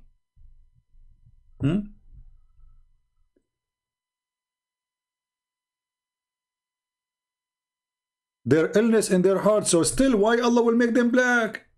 If their illness in their heart, what does have to do with their skin color, you idiot? Stupid fool. Let us continue here. Let us see what a Jassasa will do. A beast will emerge from the earth. Let me give you the link first, so you guys, you can open it in your browser and you can read with me in case the screen is not, the text is short, or I mean is small, sorry. All right, here we go. I gave you the link. So a beast will emerge from the earth, and with it will be the staff of Moses, and the ring of Solomon. So now we have a beast. Okay, will come from the ground, and this beast have all the magic tools. The ring of Moses, which controls shaitan, genie, do magic with it, control the flying carpet, and the stick of Moses, which he can do magic with it. He can split the sea, etc., brother. Then it will strike the nose of the disbelievers with its staff, and the face of the believers with the ring, until the people gather to eat. And they will recognize each other. Okay, how recognize each other now? So that the beast will strike you in your nose. Nose, my nose. This is, you know, the beast is Muhammad Ali. He will hit you with the ring of Solomon, or he will hit you with the staff of Moses. Either way, you are going to be beaten. You are a Muslim or a Christian. Have fun. So this beast will hit you, and then people, they will gather to eat. What will happen? Their faces change. What will happen? Their faces will be either they are white people or they are black people. Read carefully. So there will be no believer left without making a white spot in his face, and will spread until his face, I skip. Will spread until his face is shining white as a result. So all the Muslims, Abbas, he will be so white, he will have blue eyes. Alhamdulillah. Mufti Monk or Mink, Zakir Naik, all of them, they will be white. Alhamdulillah. And there will be no disbelievers left without making his black spot in his face, which will spread until his face is black as a result. Christian Prince will be black. Alhamdulillah. Finally, my dream come to be true. I will have a girlfriend soon. You go and you see a black guy, he have a nice girlfriend. I don't have one. Alhamdulillah, I will be black finally. I will be black. Hello. La la la la la. And then I can get all the privilege. You know, like now Joe Biden, he's making a special law for, you know, black people supposedly. And now I will get more assistance. Thank you. So Allah will make all the believers white and all disbelievers black, and suddenly, finally, my dream come to be true.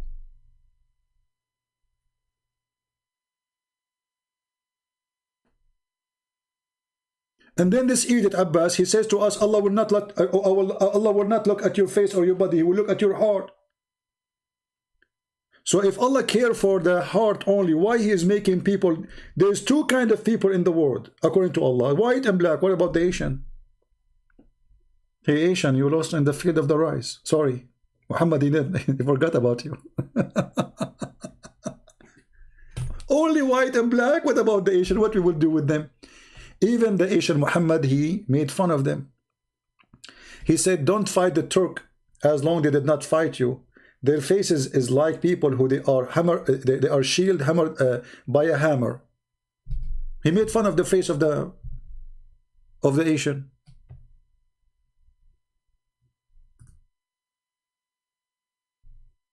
I mean, why this guy?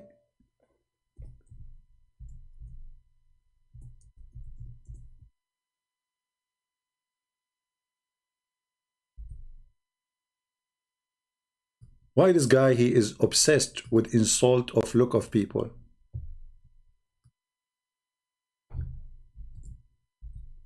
How you can be even a Turkish? Muhammad, he believed Turkish are evil people. Muhammad never predicted the Turkish will become Muslims. Actually, he said that the Turk will be Muslims, but they will be infidels until the judgment day. So leave the Turk. Leave them as long they leave you. And then he described how their faces look like.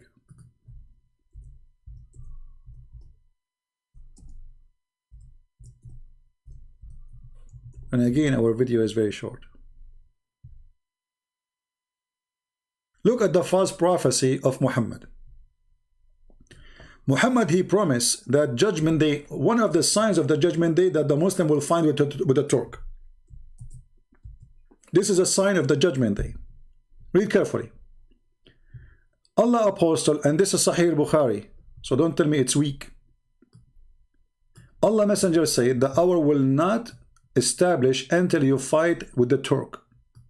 People with small eyes and red faces and flat noses, their faces will be look like shield coated with leather. The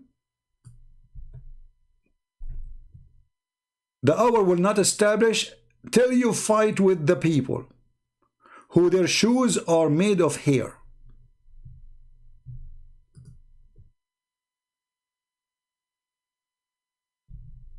This is how Muhammad he see the Turkish. The Turkish already Muslims.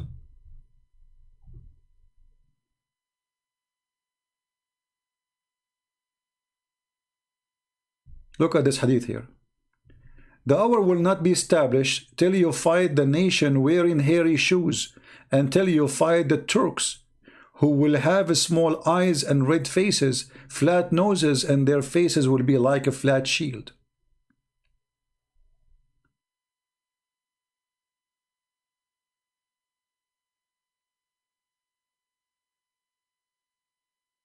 And they are the most hateful people to Allah. Where is the prediction?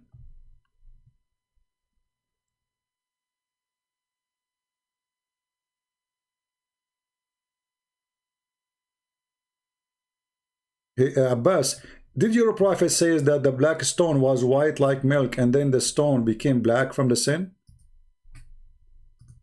Yes or no?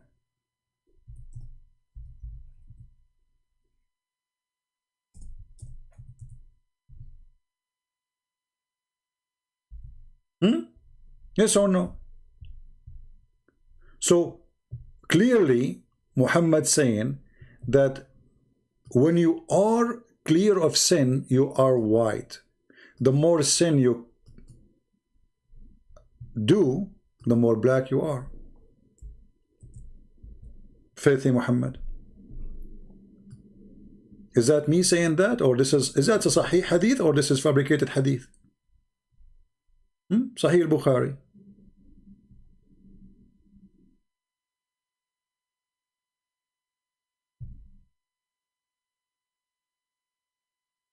Read and love. So what we will do now? All this garbage.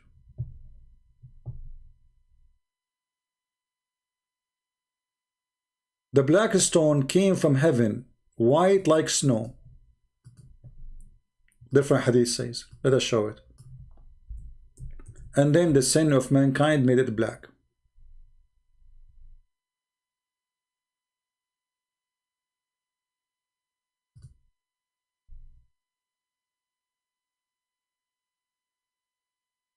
What you will do?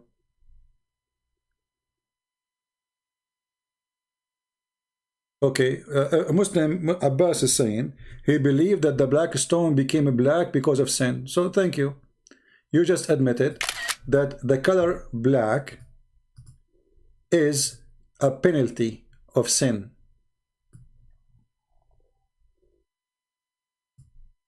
Correct, guys? By agreeing with this, you admitted that you as a Muslim believe that the black color happened because of sin. Even stones.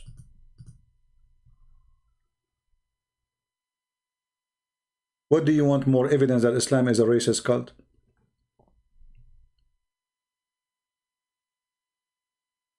The stone is white when there is no sin. The stone is black when sin is there. So the transformation from white into black, according to the filthy Muhammad, is because of sin.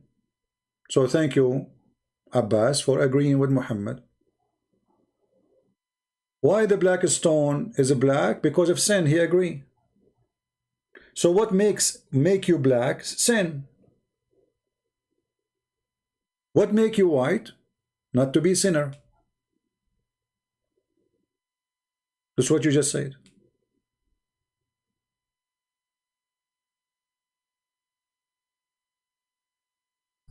The Messenger of Allah said the black stone descended from paradise and it was more white than milk. And then it was blackened by the sin of the children of Adam. And that explains why Muhammad here is saying that Allah created the black people from the left shoulder of Adam, and he said to them, go to hell. And the white people from the right shoulder of Adam, and he said to them, you go to heaven, I don't care. Very racist, filthy cult. This is why the Quran praised the Arab.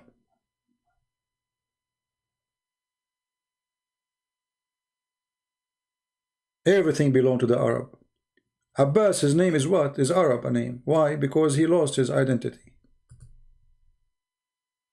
In Islam, you cannot keep your own names. You cannot keep your religion. I mean, you cannot keep your culture. Even Muhammad, he says, the one who is proud about his heritage before Islam, tell him to go and bite the penis of his father.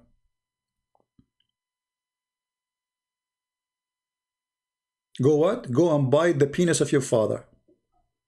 This is a prophet of God talking.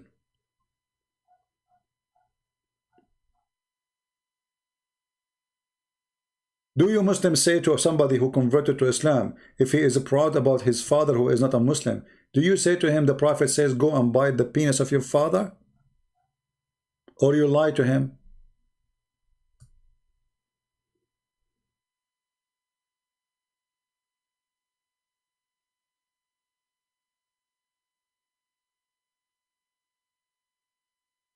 Right?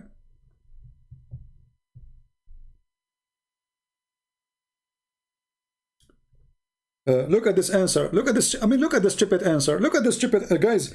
Just to show you the stupidity of this man. Here we go. Why the clothes of the Kaaba is black? Because of the dirt. And the one who made it black is not even the Muslims. Is it you Muslim who dressed the Kaaba? This is something exists before Islam. You are just a silly person. The Kaaba was dressed by a burqa because the Kaaba contained a vagina, which is the black stone.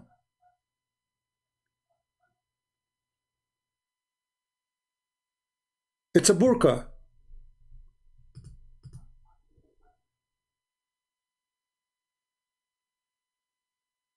And this Kaaba, it has a vagina, big vagina. It's called the black stone. And the Arab, they used to go naked around it. Totally naked. What is the religion was there? Sex religion.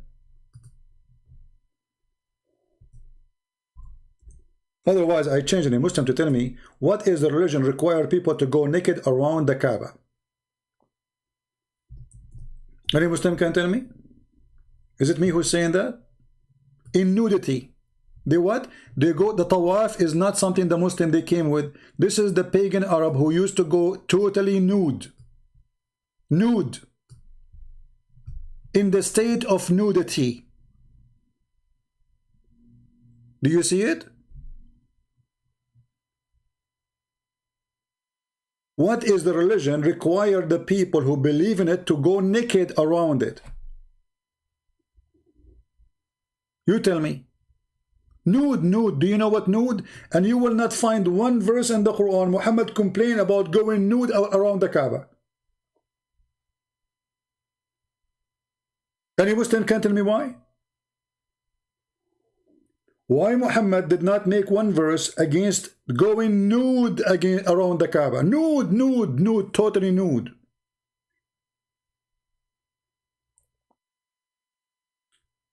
The Muslim, they say there's a prophet.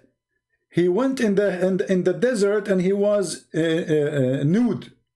The verse there doesn't speak about nude. He's not wearing the clothes of a priest, you liar. And it's in the desert. There's nobody anyway. He's alone.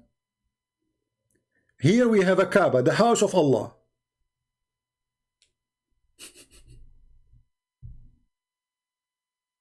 No, you just admitted that the black color is the color of sin.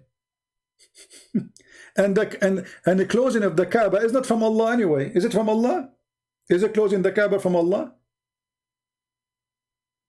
Stupid. This is stupid, naive. We showed him that Allah will make all the people black if they are not Muslims. We showed him the black, and he agreed. The black stone became black because of sin. We showed him that in the judgment day, Allah will send the beast. He will make everybody is white. Everybody is disbeliever black, and everyone is a believer white. And still he say, we close the Kaaba with the black.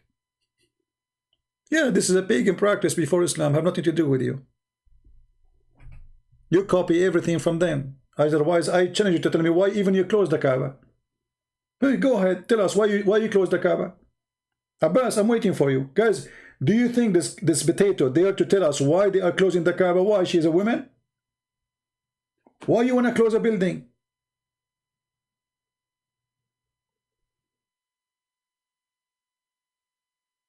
Basimi, he want to talk about how you can rape a woman and marry her. Let us talk about that. Didn't Muhammad rape Safiya and then he married her, you coward, son of Muta? Let us talk about that. Did Muhammad rape Safiya and then he married her? Or he married her first and then he raped her? Potato.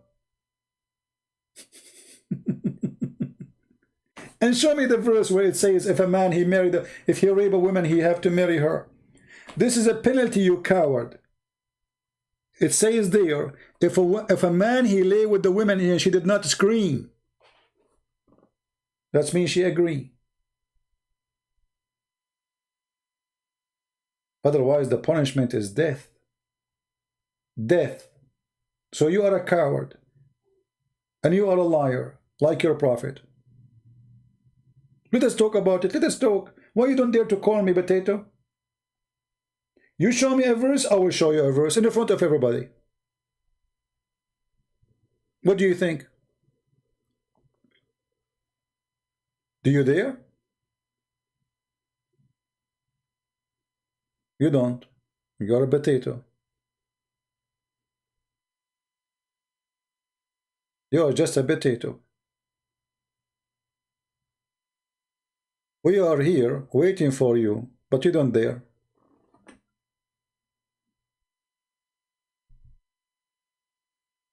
Potato, like your prophet. After I finish my broadcast, you will see how many Muslims want to debate me. They will be lining up.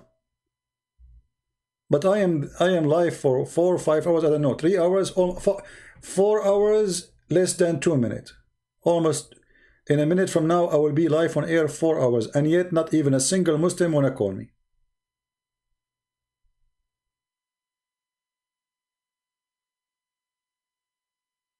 In fact, all Muslims in their countries, they practice rape marriage law.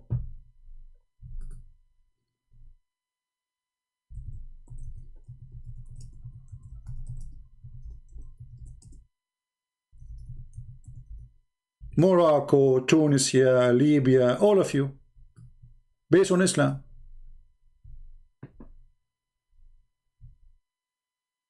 And I can show you the hadith about that too. Do you dare?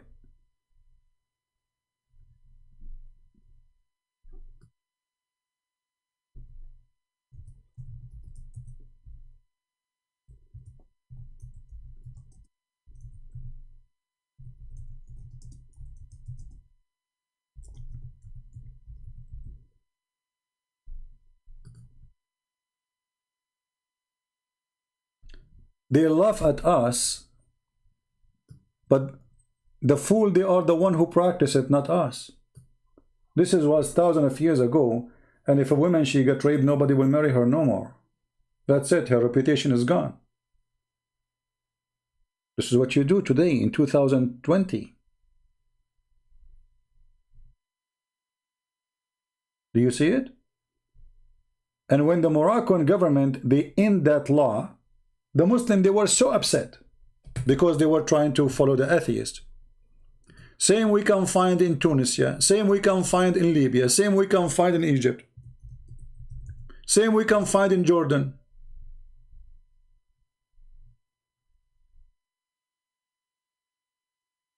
Tunisia victim claim the laws are punishing the survivor and rewarding the victim. Tunisia, Morocco, Algeria, Egypt, and this potato is laughing.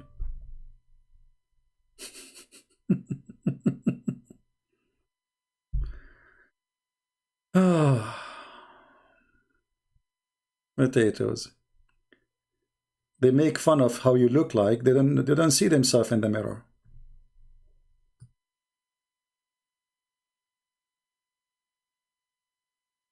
What about Jordan? Huh? Is Jordan better? Jordan, let us see Jordan. Shall we go as all Islamic countries one by one?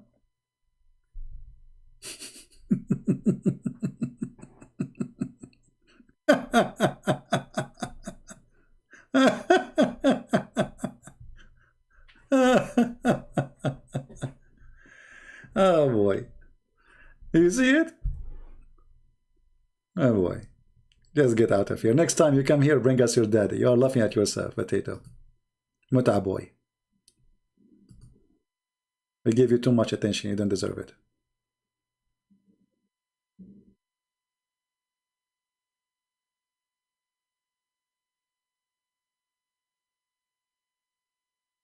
Get out.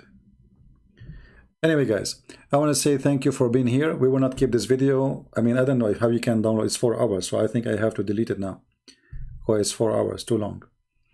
I don't think it's possible to download this video, or for all of it, unless you have a very good connection. Anyway, I will keep it for maybe a few hours.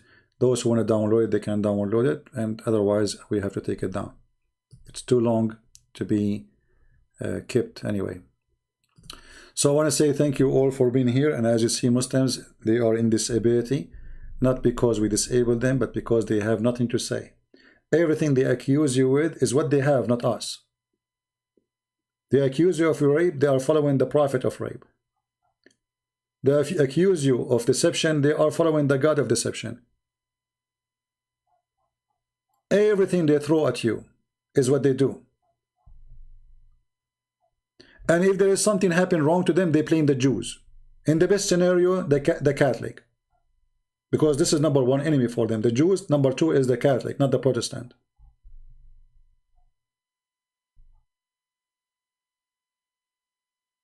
This is how Islam is. Funny cult, stupid cult. Islam exists only if you are ignorant. So help me to fight the ignorance of people, so nobody can fool you. And as you notice, all those 4 hours, not a Muslim was able to answer anything. And here we go. I will give you my final answer before we go to Abbas. Abbas, why you Muslims cover the Kaaba by a burqa? I will give you 100,000 years to find me the reason. And when you find the reason, you will cry. I want you to find me who is the one who covered the Kaaba with the clothing and why he did it. So we can laugh together, Abbas. We are waiting. Thank you. God bless you. And see you soon again. Christ is Lord. Islam is false. And happy Sunday, everybody. Take care.